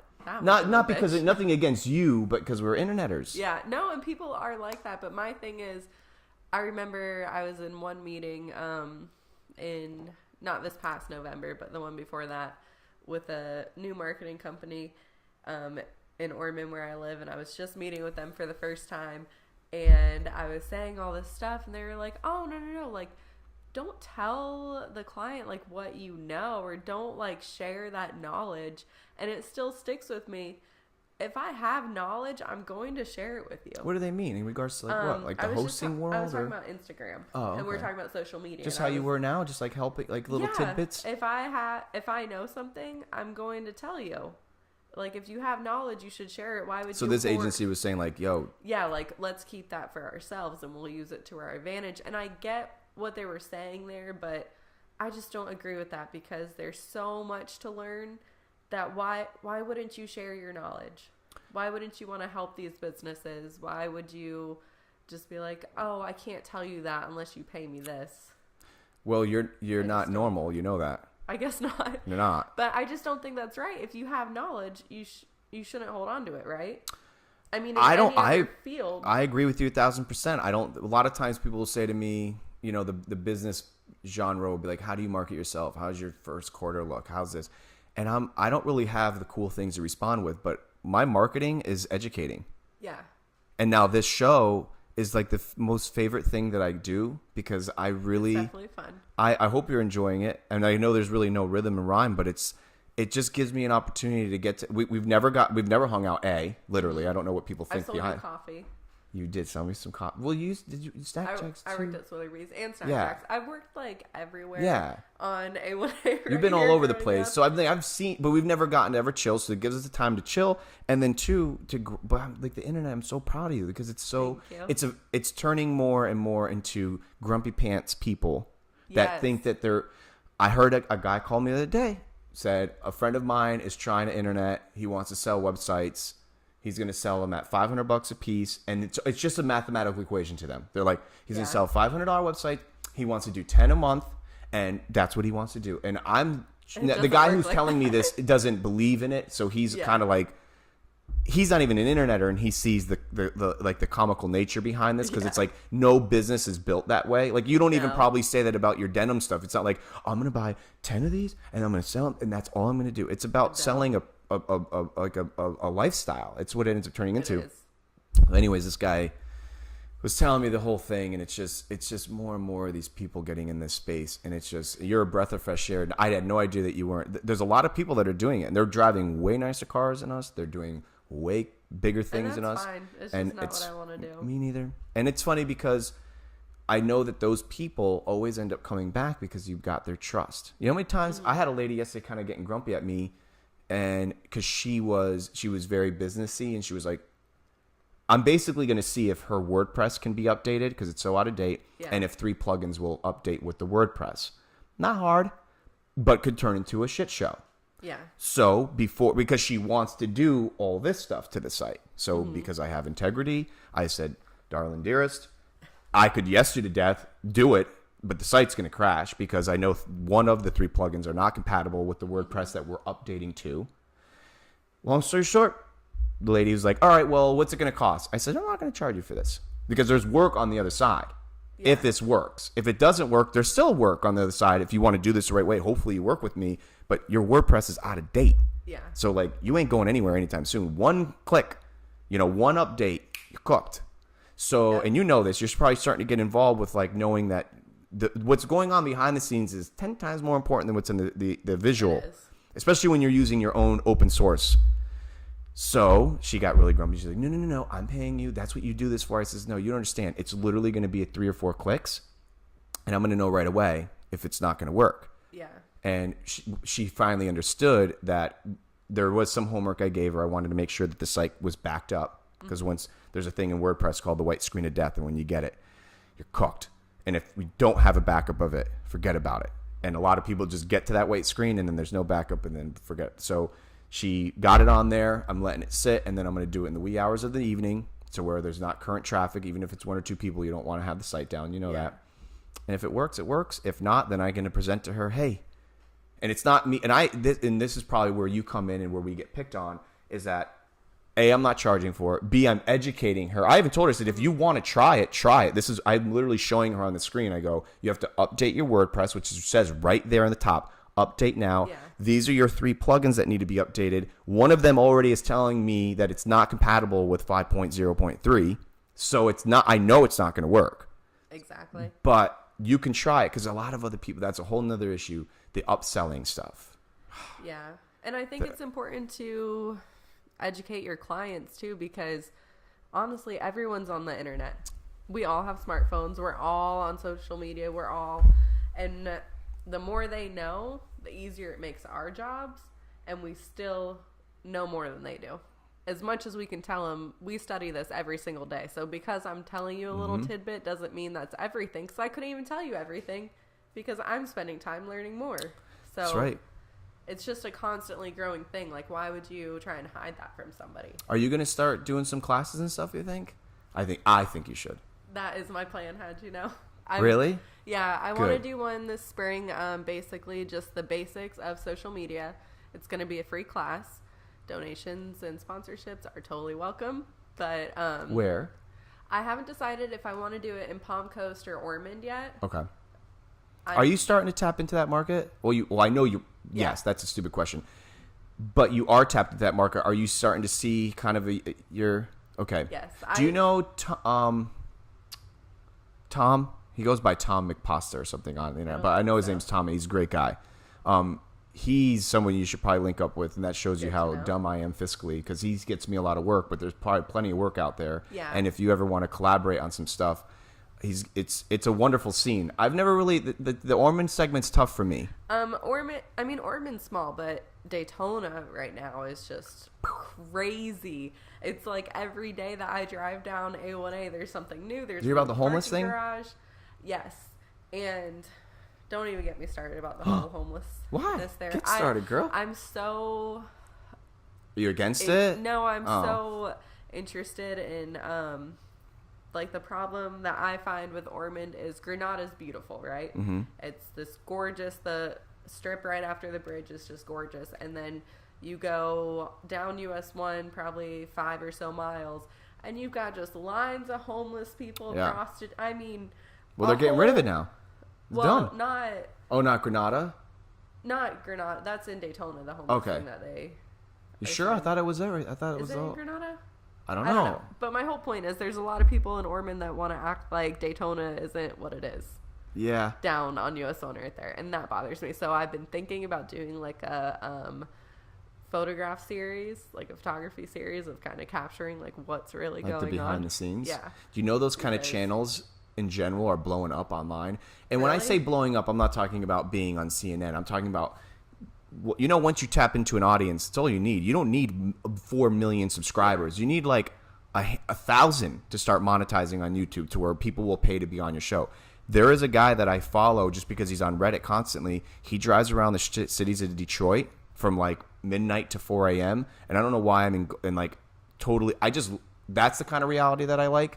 Mm-hmm. And it's not fun. It's kind of it's real. And the dude has got a tripod on his dashboard, and he's driving around the streets in Detroit, which I've never been to, and it's incredible to see just what's happening. And it's not even just that bad, but it's a society. It's amazing to see what's happening. Yeah. But I'm kind of torn between the whole homeless I don't think you're issue. supposed to do it though without. I don't know how it Probably does. Not. It falls into a weird. I still don't understand how sometimes. I think we're people in the States are still so programmed to be like, you can't record me. It's like, I think we can. I think you're. Yeah, I can. I can't like. You can't. I don't think you're like able to slap an advertisement on them. I don't know. There's a lot of weirdness, but you can. Once you're out in public, you can. There's these, but of course, whenever you see someone losing their shit online, or like someone took a photo, like whatever, like you see all these people losing it on, whether they're at a Walmart or something, someone's yelling and then someone's recording them, like, you can't record me. It's like, I think you. I can record you though, and I can post on my Instagram. Yeah. And you can go viral. Yeah. And it's not like I made money off of that, but I think that's what's. I think it's that once, like if Coca-Cola put that on there without your knowing, that's where that would be different. But it is a gray area. It is. Oh, see. You see this techie thing start yelling at me? Your AI over there. But anyway, going back to the homeless with Daytona, I'm torn because I worked on Beach Street for a little bit down there, but I worked at Zappy's Italian Garden over by Ronan and stuff. Okay. Really cool area, but a lot of homeless, like scary at night kind of homeless. And I was going to Ronan for dinner, and there was this guy, and it was my friend and I, and we're walking up, and he's hollering at us to give him some change, and no one even has change anymore. No, we all I have know. debit cards, so sorry, dude, can't help you, and I don't really want to talk to you, you know. And then we come out, and he's a little bit closer to our car, and he's still hollering at us, and I'm just look him straight in the face. Is it two girls? Yeah, it's me and another girl, and I just look him straight in the face. I'm like, no, leave us alone. Right. Stop. Like, I'm not interested in this. We get in the car, and next thing I know, he's literally pounding on my driver's side window, spitting on the window, pounding on it, and I had to, like, get out of there so fast. And it's stuff like that I'm like, there's those homeless, and then there's the people that I would see leaving work at Zappy's. I would see them, like, going to sleep in their little hole, and then there's those homeless. So it's kind of like... Yeah. That's... Well, I'm reading this article, and it says that there's a new... ordinance. You hear dinging? It's my phone. Oh, okay. No. We're live, and that's how it's going to go. Sorry. If you got to get it, go ahead. See what... Blow him up. Who is it? Is it hubby? It's my mom. Hey, Ma. They were talking about the ordinance now is like from X time to X time. They can't be on the street, and if they do, it's a $200 fine. And you get locked. I don't think you go to like prison, but you get like locked up for the night or whatever. And literally, it's a ghost town now on those areas that they did it. But of course, you're damned if you do and damned if you don't. They're getting a lot of angry people that are saying, okay, well, where are they going to go now? Well, they are building that shelter. I thought that's what you were talking about. No, I just read it in the that I'm not familiar with. Hometown News of Volusia last week. I read it, and that's what I was talking about in Daytona. It's I want to say it's down Beach Street International area. I could be totally off, but anyway, this guy is spending like millions of dollars. Oh, it's an independent guy? I think he's got some donors, but I don't know. No, but still, it's not wow, God bless. One guy, I don't remember his name, but he's building this huge shelter, and he said that it's going to take about like 3 to 9 months to get these people in and back into society. So it's kind of like you can come, get medical help. I know Halifax has donated a lot of money towards it, and then they're trying to help these people come back into society because there are people that want that. And then there's the other ones, like the guy in my car. I know. Who's just, they have their own deal. And it's well, very it's probably hard they're just, unfortunately, probably under the substance abuse of something, which is sad, which doesn't give him an excuse, but I don't know. Here's an interesting question. You being a young, beautiful girl, do you pack stuff? Do you got like defensive, you have like a samurai sword and I mean, that'd be cool. Jedi Knight lightsaber? No? Well, you should. You do. You should. I have yeah, my you keys. do. Like, I hold my keys like this. Yeah. I guess we're not that. I mean, do. Okay, so I do make sure that if I'm driving down US 1, my windows are up and my doors are locked, because I've also had someone try to get into my car right on Granada. You're talking about like the US 1 that no one talks about area where that's like what I'm saying. No one talks about it, and it's a problem. But I don't even know where it is. It actually by Granada? This is no, it's like 5 miles south of Granada on US 1. Yeah, but that's where I go thrifting. Where the sex shop is. Yeah, that whole spiel. That's where all the good thrift stores are with all the classic Levi's. Yeah, you better be careful out there, girl. Yeah, so I'm like, that's where I have to go, but it's not as bad in the daytime. And I know. I'm not driving down Main Street over by Bethune-Cookman. Would never drive down there. But my whole point to this is someone has tried to get in my car before. I was leaving work when I worked at the grind, and I was going down US 1 in Granada right at that stoplight, and this guy like makes eye contact with me, starts trying to get into my passenger seat. Thank God I have my doors locked, but I always drive windows up, doors locked, because there's always people in and out in the street right there. So that's like my main form of safety. But so you're going there frequently because there is a lot of thrift shops and stuff. Salvation That's your hub. Army, City Thrift. Well, you're no dum though. Yeah, you know what's up. I'm trying to be pretty aware. Only go in the daytime. Like my boyfriend's like 6'3". He's a big guy. I saw. Actually, I saw a photo of you, Dan, Mel. I don't think I've ever gotten to meet. Do I know the boyfriend? Just in passing, probably. Isn't he an old Flagler Salt guy? Yeah, he has Flagler Beach tattooed on his back. Yeah, I figured he's. I know of him because, like I said, I have nothing but love for Dan, and he talks. I guess that's like your boyfriend, his bestie. Yes. So Daniel and Dan and Noah. Oh, he's a Daniel. Yeah, his name's Daniel. Oh, okay. So they've all been friends since like elementary school and high school. And they're like, it's really a cool thing because their friend group is so tight. Yeah, and they're such good friends. Like we go do holidays with our family, and then everyone meets back up after for like our friend's holiday. So it's fun. He's a great guy. Well, that whole crew in general, I'm hoping I know it will work. It's just he's got to be. Well, I told him yesterday when I text him. It says you, Carla, get in. Like Carla wants to meet him, and like that's another great soul. Too. Like like what other kind of person would let you sell your clothes or whatever she's gonna come up with? But that's what she did with Camille too. Camille has her little. I'm pointing over there like they're there. They're not there right now. But she usually has her oils. She's making her oils now. Oh, nice. And Carla, just anybody Flagler. So most of us are so like. Yeah, come sell your oils. Like, come help out. And Carla's done so much since I'm pretty sure she's lived here forever, and like she is Flagler. For as long as I can remember, she's always trying to better the community and just so many good things. And I have a lot of people in Ormond that talk about the "Don't Make Me Cross the Bridge" stickers and shirts. They're like, "Have you seen those? That's how I feel. That's awesome." And I'm like, "Yeah, I know." She is. I make it a point. I've been guilty because with this wet. Today's beautiful and yesterday's beautiful. And I'm doing a summer dance, so hopefully it doesn't get cold this weekend. I heard it's supposed to. Don't worry, I'm going to do a good one this week. Okay, I'm going to keep the heat here. I go and see her at least weekly, and I just love to be in her shop. Nice. And I totally, she lets me just waste her time because I don't really, she's done the show, but nice. I don't really, like I know she's got things to do, busy mom, like she's got her shop and she's always doing painting, but I just go in there and her husband's so awesome, Barry. I literally, now that I don't live by the beach, which is crazy for me, I like live vicariously through her sunrise. Her sunrise. I love She's another level. Do you know once, I won't give the numbers away, but once she let me into the analytical data of her Flagler Surf website. Mm-hmm. It's good. I'm so glad. Actually, you want to know?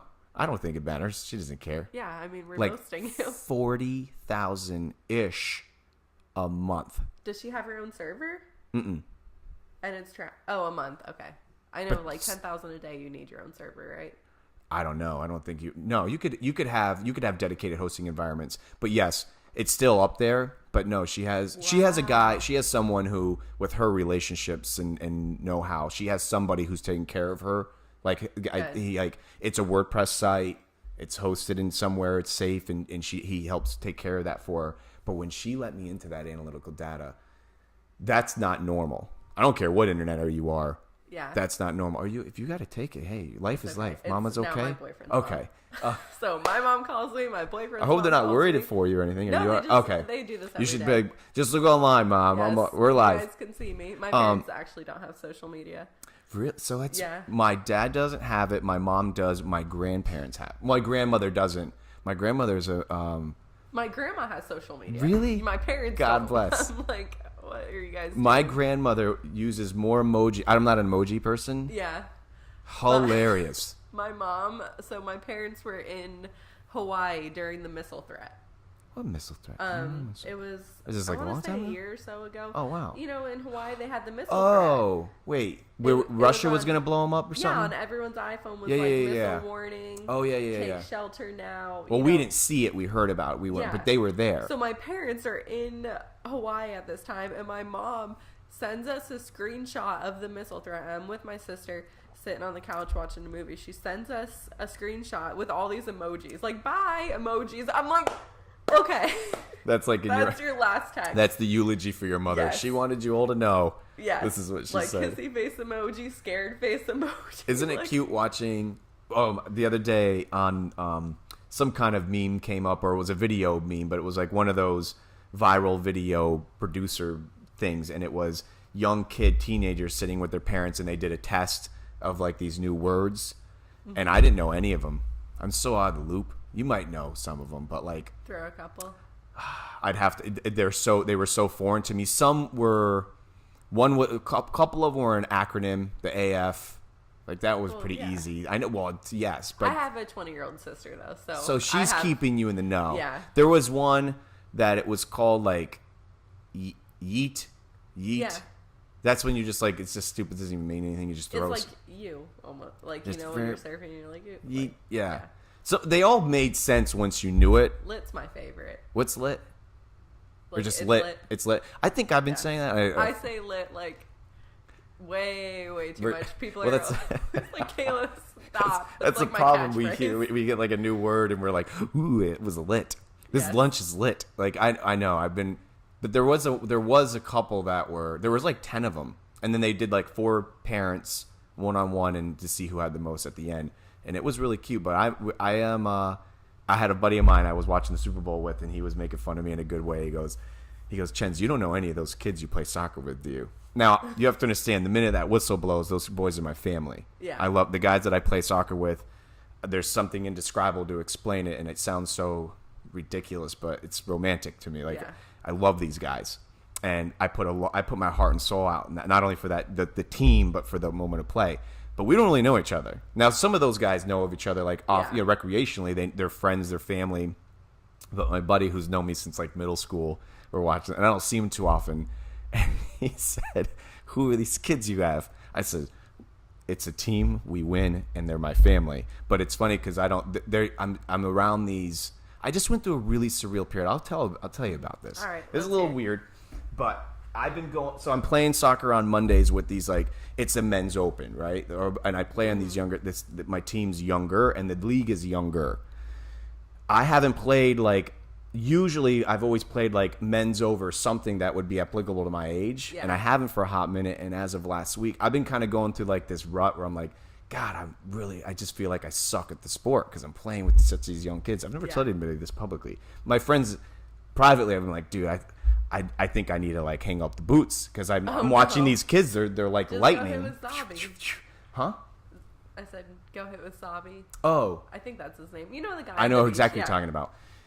So I played on Wednesday, and it was a men's over 30, and I played so good. Well, that sounds really egotistical, but funny. I played good. Our team played good, and we were having so much fun, us guys. And most of these guys that play in the men's over 30 play on like Mondays, and we were just like we were busting out moves that we used to when we were younger, and like it's a slower game, obviously. Yeah.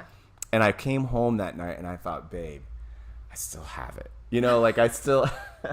It sounds so cheesy, but it was so. I've been really bugging out. Like I know, we're all getting older, obviously, but like when you're playing in a sport, you have such a bigger sense of your mortality because you're like, oh man, you're like, and it's not. I'm not envious or jealous of them. I'm watching them in their prime. Yeah, but you start to realize. You realize like. Crimes.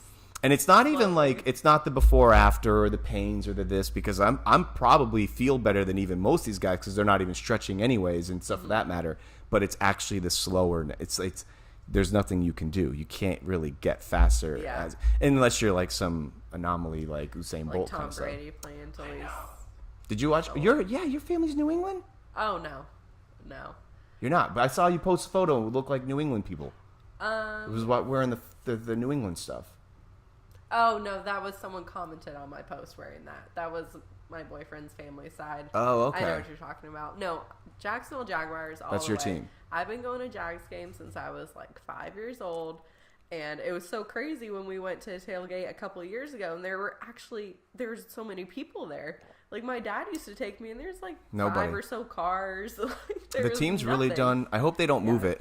There's been this like I know. banter about moving My it. boyfriend's huge into football, and like he's literally had to play Madden on the TV and run a play, and then he'll be like, "Okay, Kayla, so what just happened? Who did what?" Breaks it down. Yeah, so I'm learning. So he's a Jags fan. Yeah. Dan's a huge Jags fan. Yeah, Jags all I the love way. when people here locally are fans. I'm not even really.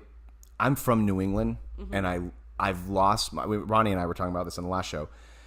It's harder. It's getting harder to watch digitally. It's one thing to go to the games and be, that thing, but digitally with the all the jazz going on. But Jaguar, it's awesome. I love having a team that is here, and I've tailgated a few of the games over the years. So much fun. The tailgates did not used to be. You go like to the that. Florida Georgia thingy? Yes. The landing. I went one year. That's like the boys thing. Yeah, you just let them go. I went 1 year and it was fun. It's crazy. I'm all about the tailgating, but once we're in the game, I'm like, I'm ready to go. Can we go home? And my boyfriend's like die hard. Right, he's actually enjoying. Whole family's from Gainesville, like they're huge Gator fans. He's like, we gotta watch the game. I'm like, I don't want to watch. Yeah, once you've had the fun, the fun's over. Well, you can't drink in the stadium. Well, you can, but they don't sell it. One time, I brought a flask in. This is so horrible. We're like, it was years ago, but I brought a flask in full of Jack Daniels, and we were like drinking moonshine the whole time before we even went into the game. So I go in the bathroom, we get some Pepsis, and I make a little concoction, and our seats that we scalped were in the it was like everyone was 65 and above in this section. It was selfie. It's me and Daniel, and like everyone's 80 years old, and we're standing and screaming. I dumped both Pepsis on this poor old lady in front of me, full of whiskey, and that's the last time I ever brought alcohol into a football game. Well, yeah, because you're not supposed to have. No, you're not supposed to have it in the first place. And then this poor old, she was so nice about it. Was she a good sport? She was so nice about it. You're lucky. Yeah. I left. I said I have to go to the bathroom. I never came back. I used to, man, it was years ago, but for about probably 3-4 years in a row, I was a landing guy. The Florida Georgia. Never in the game. Never even went in the game. It was fun. But it was so much fun. I actually, if you are, well, I wasn't even 21, I don't think some of the times, but if you're 21 and up and you got the energy, that is one of the best. One of my best stories was out there. And the people that are like playing music on the streets, and I jammed with this guy. Like he like gave me his bongos, and we played those kind of moments. Yep. Those drunken no reason, and you get like the streets going nuts. Everyone, there's little parties. What a great time. One year, this is why I say it's a boys trip, because they get crazy. They all jumped in the river. It's like 55, 60 degrees this year, and they were like, we just felt like this is what we need to do. And they all jumped in, and I'm like. So now I'm just like, you guys go, do your thing. It does. Well, it's very crazy. You don't know what's going to happen. I went one time. It was fun, but I just don't need to do that. Do you misbehave once? I mean, are you? Do you have? I've been. No. No. No. I've been so boring the last like 3-ish weeks because I've been nursing these injuries, and I'm like the drinking, the inflammation. You know what I mean? by misbehaving, going out and. A couple, maybe that one extra drink or when I lived in Flagler, I definitely went out a lot more. But I think, honestly, getting a dog calmed me down a lot. Because, you're a dog mom. Yeah, I'm like, well, I gotta go home and see my dog. Like, I've definitely been the type of person where I'll go I'm going to have one. Right. And then I come home at 2 a.m, laying in the driveway. Daniel's like, what are you doing? That's a Flagler thing. I was talking.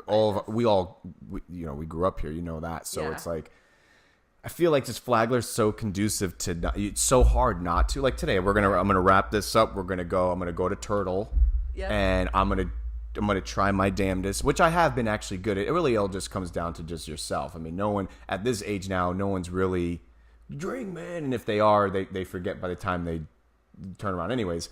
But it's just we're just such a small drinking town. Yeah, we really are. Growing up in Florida too, I mean, you drink beer for breakfast a lot of places. Like you can't. It's tough. But I guess it's really. I mean, I don't know. I guess probably it's really embarrassing that we're admitting it, but I think it's Flagler thing. I guess I don't know. Where you go anywhere we go, especially because they're privately owned too, and it's not a corpo thing where it's like they're pushing it on you. So it's like you know what I mean. It's like you go. Yeah. Like alcohol's more when you go to those corpo places. They like. I don't know. It's just so more chill here, and like there's like I don't know. You're talking the people that are serving you are your friends, and you probably drank with them within the last 5 days. You probably smoked with them before they went in for their shift. Bada bing. Or they don't even ask you anyways, and they're like, here, you know what I mean? Like it's on the counter, and you're like, all right. But it is tough. I think, and you know what's weird? You know how like when you hear that one thing, you hear it 10 times in a row. There's a word for it. I don't know what it is, but that's been happening to me. Because it sounds tacky, but lately, because I've been in my rut, I've been waking up and I put on YouTube, like, it sounds so stupid to say, but like a motivational speech montage of like, and it's cool because I'm a big fan of old, like techno and like, it's like my dorky side. Like, I'm talking like game day days and like, I just got to get motivated.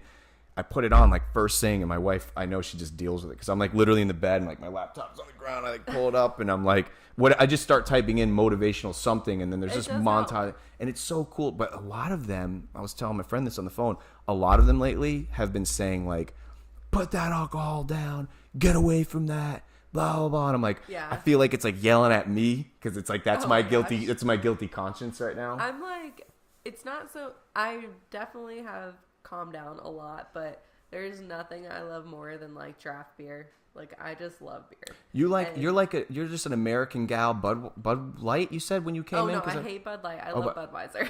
So you like that Bud Light's Diesel? Disgusting. Like Well, of course it's like disgusting to you because you beer. like. But you and I are out at a restaurant. You're going. What's on? You want that American my beer? favorite beer right now is the Ponce Inlet Blonde from the Ormond Brewery. Okay. But the Grind is opening the Their Ormond own brewery. Garage Brewery, and I hear that there's a lot of ruckus going on. so excited for. I don't really think so. I mean, Oh, that's what I had heard. I heard that the Ormond Brewery is trying to trademark Ormond Brewery, the name Ormond, which opens up a whole. that's probably just a whole silly thing. Is it a silly thing? Someone was telling me, and I'm like, I don't know. I think the Grind is such an awesome concept, and they do so well. And then I just don't see how the Garage wouldn't be awesome as well. You know. I think they both support each other. You always you don't want to go to the same and the place breweries are so there's Beachside Brewery in Ormond, and I like it there because the games, like they have every kind of board game, so you can go. Oh, like play. real? I thought you meant like an NFL game or something. No, like playing games. Yeah, like you go get. Where some is beers. It's right by the surf shop and the I think it's the post office in Ormond by the sea. But it's just in a little garage, and they brew their own beer. Beer's okay, but the games make it fun. You can go play What the Meme. Okay. And have a few beers. The Ormond Brewery is totally different because it's like back in this warehouse kind of feel. And like I said, the Ponce Inlet's my favorite. So that's a whole cool concept on its own. And then you have the Garage coming in, which is like, you know, Ormond's the birthplace of NASCAR. The first Daytona 500 was right there at Granada. So that's its own entity in itself. So they're all just so different. I don't see how there could be. That was some probably gossip talk of this guy was mad at this guy and blah, blah, blah. And I'm like, once again, I don't frequent there much, but I do. NASCAR, aren't we going into the moments coming? Yes, I saw the videos. Next Saturday. Or no, do you get involved Sunday. in that? Are you? I love NASCAR. You can bring your own cooler. I know Dan loves that too, right? That's Dan. He goes in the what do they call it, the inland or in? Oh, in the pit. In the pit. Yeah, Dan does the Rolex. The Rolex every year, and that's. Did you see he got into the thing this last one? Him and Mel snuck into the. Did you see that? It was crazy. Mel sent me a photo. Maybe they weren't supposed to post it. One of my very good friends passed away. Oh, okay. The week prior to that, so his funeral was actually that Saturday. So I just wasn't even on social media. Don't blame you. Yeah, I was just well, like, condolences. It's okay. But yeah, it was a whole thing. Yeah, so, that becomes not of a priority. Well, so you'll go to the NASCAR though. I like the July race. It's really fun. Which one's the July? The right after Pepsi? 4th of July. Pepsi 400 or something? I don't know what it's called, but it's fun. You're like, all I know is it's a cooler and you beer, bring and your own I'm on my cooler, way. It's cheap and it's hot. I like to be hot. I know, me too. I don't. Yeah. The people that have enjoyed this weather, I just kind of like inside. I want to be like, why, yada. No, I want it. Like as long as don't get me wrong. If I worked a job where I was suit and tie, I used to work down the street, and it was suit and tie, and I had a Chevy S10, no air condition. Yeah, I would hate the heat too, 100%. I hated the heat, and I hated everything about the heat. But if you're not in a suit and tie, and if you have air condition, you shouldn't be grumpy anyways, because I didn't. And I just rather be. I want to be out there. And that's the great thing. When's the last time you swam? Swam? In the ocean? Like Dan calls it being baptized. I love that. When's the last time you been baptized? Not since it was warm. I know, right? But I do go pool hopping quite often. This sounds a good time. Yeah, I don't know if I should say this like online. I don't know. You want to look at something real quick? Yeah, let's see. Let's see what happens. Ronnie and I did this last time. Oh, Matt Landre. Yes, Matthew. Hello, Prototype everybody. should be our first quarter. I love him. Did we do good? Look at. 48 comments. I love this game. 48 comments? Yeah. Oh, damn. Are we still? I don't know if it's like glitchy. Maybe it's glitchy. Maybe we're not. I don't know. See, I shouldn't even have did it. Oh, is it? I think it's going. Is it going? No. Yeah, I don't even know. Whatever. Mine is. So what I'm doing is, at least I'm keeping mine, and I don't know if this one's even working, but it's awkward when you see yourself though, right? It I is hate awkward. it. That's why I tell sometimes I'm people. usually behind the camera. I tell people before they come, like most of the time, like, don't worry, you're not gonna see yourself. I think the online one is just glitchy, but who cares? Don't worry about it. We're still going though. But let's do this. I had so much fun. We're gonna do another one soon. Yes. Okay, so I'm gonna post the links. I know this is like the cheesy part of it because this is the part that's important, but we're gonna post the links. We got the denim coming out March 1st. March 4th. It's March 4th. My sister's 21st birthday, and she's her She's the face. She's the face. Okay. Yes, Annie is the face. So I wanted to honor her. That's so sweet. Now, are you doing something? Is there like an event or something that we want to talk? Like, we'll just kind of okay. Right now, I'm kind of just creating content and denim. Okay. And thrifting. Well, keep me in the loop. So maybe we'll do. I mean, we're almost at the end of February. Can't believe it. I know. If need be, maybe we do another one because this was good. Yes. I had a good time. So the denim thing, and now correct me, the actual the brand that you're going on the internet in, because I just know you as Kayla Eve, but what's your KE Creative. KE Creative. KECreative.co. Okay, and I'll put that on there. But that's all your interneting world. Yes, and don't laugh at me right now. It kind of is a we do it all website after all everything we've been talking about. This was a one-on-one. You didn't. Yeah. I saw one yesterday, and they were like, "I saved the world." And I'm like, no, you don't. I'm reforming. I mainly want to preach to people about the stories and how important stories are for content. And I want to mainly get hired for events and stuff like that. And I would rather help a business set up their social media and show them how to do it, because I think it's a really weird concept that there's social media marketers and say for Turtle Shack, for instance. Yeah. I run your social media. I'm not there every day. Why wouldn't you appoint one of your servers or managers that you can so true. Take pictures right there and stuff like that? So I would rather direct a company into that. Right. But that's where you're going to gain success, stuff like that. I do the same thing. I tell people, don't post "today's a beautiful day, hug your mother" kind of stuff. That stuff is just a lot. Today's National Dog Day or National this. It's just like, dude. Unless it's National Pizza Day and you're giving away free pizza. That works. Oh, did you hear IHOP is giving away? It may be a lie, but IHOP is hemorrhaging. They're on there. Really? They're not. Yeah, they did that. They did their rebranding. I love watching that stuff. I belong to these channels on YouTube that just like investigate the process of these big companies and how they market, and some are good and some aren't. So for instance, right now Chick-fil-A is just on fire. They have been. The way that they market themselves, the way that do you know they go #1 business in all this United States of America for customer service? What a accomplishment. For real. Like, you don't just get that. Down. You think so? Yeah. I think that's a big statement. I think my wife's gonna be very mad at that statement. I love Publix. Like, I live at Publix, you know. She loves the Publix. The Publix here in Flagler is that's nice. A clubhouse. Yeah, they're nice. They get mad when I go with Camille. They're really? People, yes. Not mad, but you know what I mean. The boys the boys like their girls in their shop, and when I walk around, first of all, I'm miserable because I don't want to be there. And then when she's in there, she has her rhythm. But Publix is its own, especially Flagler one's its own clubhouse. I've noticed that. Publix, I go. So you just is it not? It's not. I go to the Holly Hill Publix, and it's just not what it used to be. They're so rude and just and it's like, how are you going to be rude to me? I'm a customer. Yeah, that's Publix supposed to be the. Yeah, but that's besides the point. Yeah, well, that's why I like this show. You could do that. Anyway. So what are we? Okay, so. Yeah, I guess we're gonna have to wrap. I mean, we did it. It's 2:00. It's a Friday. Yeah. So you got to go play. I'm gonna go play. All right. So anything else? I mean, and I'll put the links in there. Yeah. We didn't do any. I don't even know if the live worked, but whatever. If it didn't, it didn't. I don't really. I have this one. I'll post this one to YouTube. I love you, Matthew Longeway. Look how maybe he's the one who commented 40 some odd times. But anyways, Kayla Eve, thanks for coming. Thank you for having me. I'll be back. Yes. Bye, everybody. And then, see, I don't know if it's actually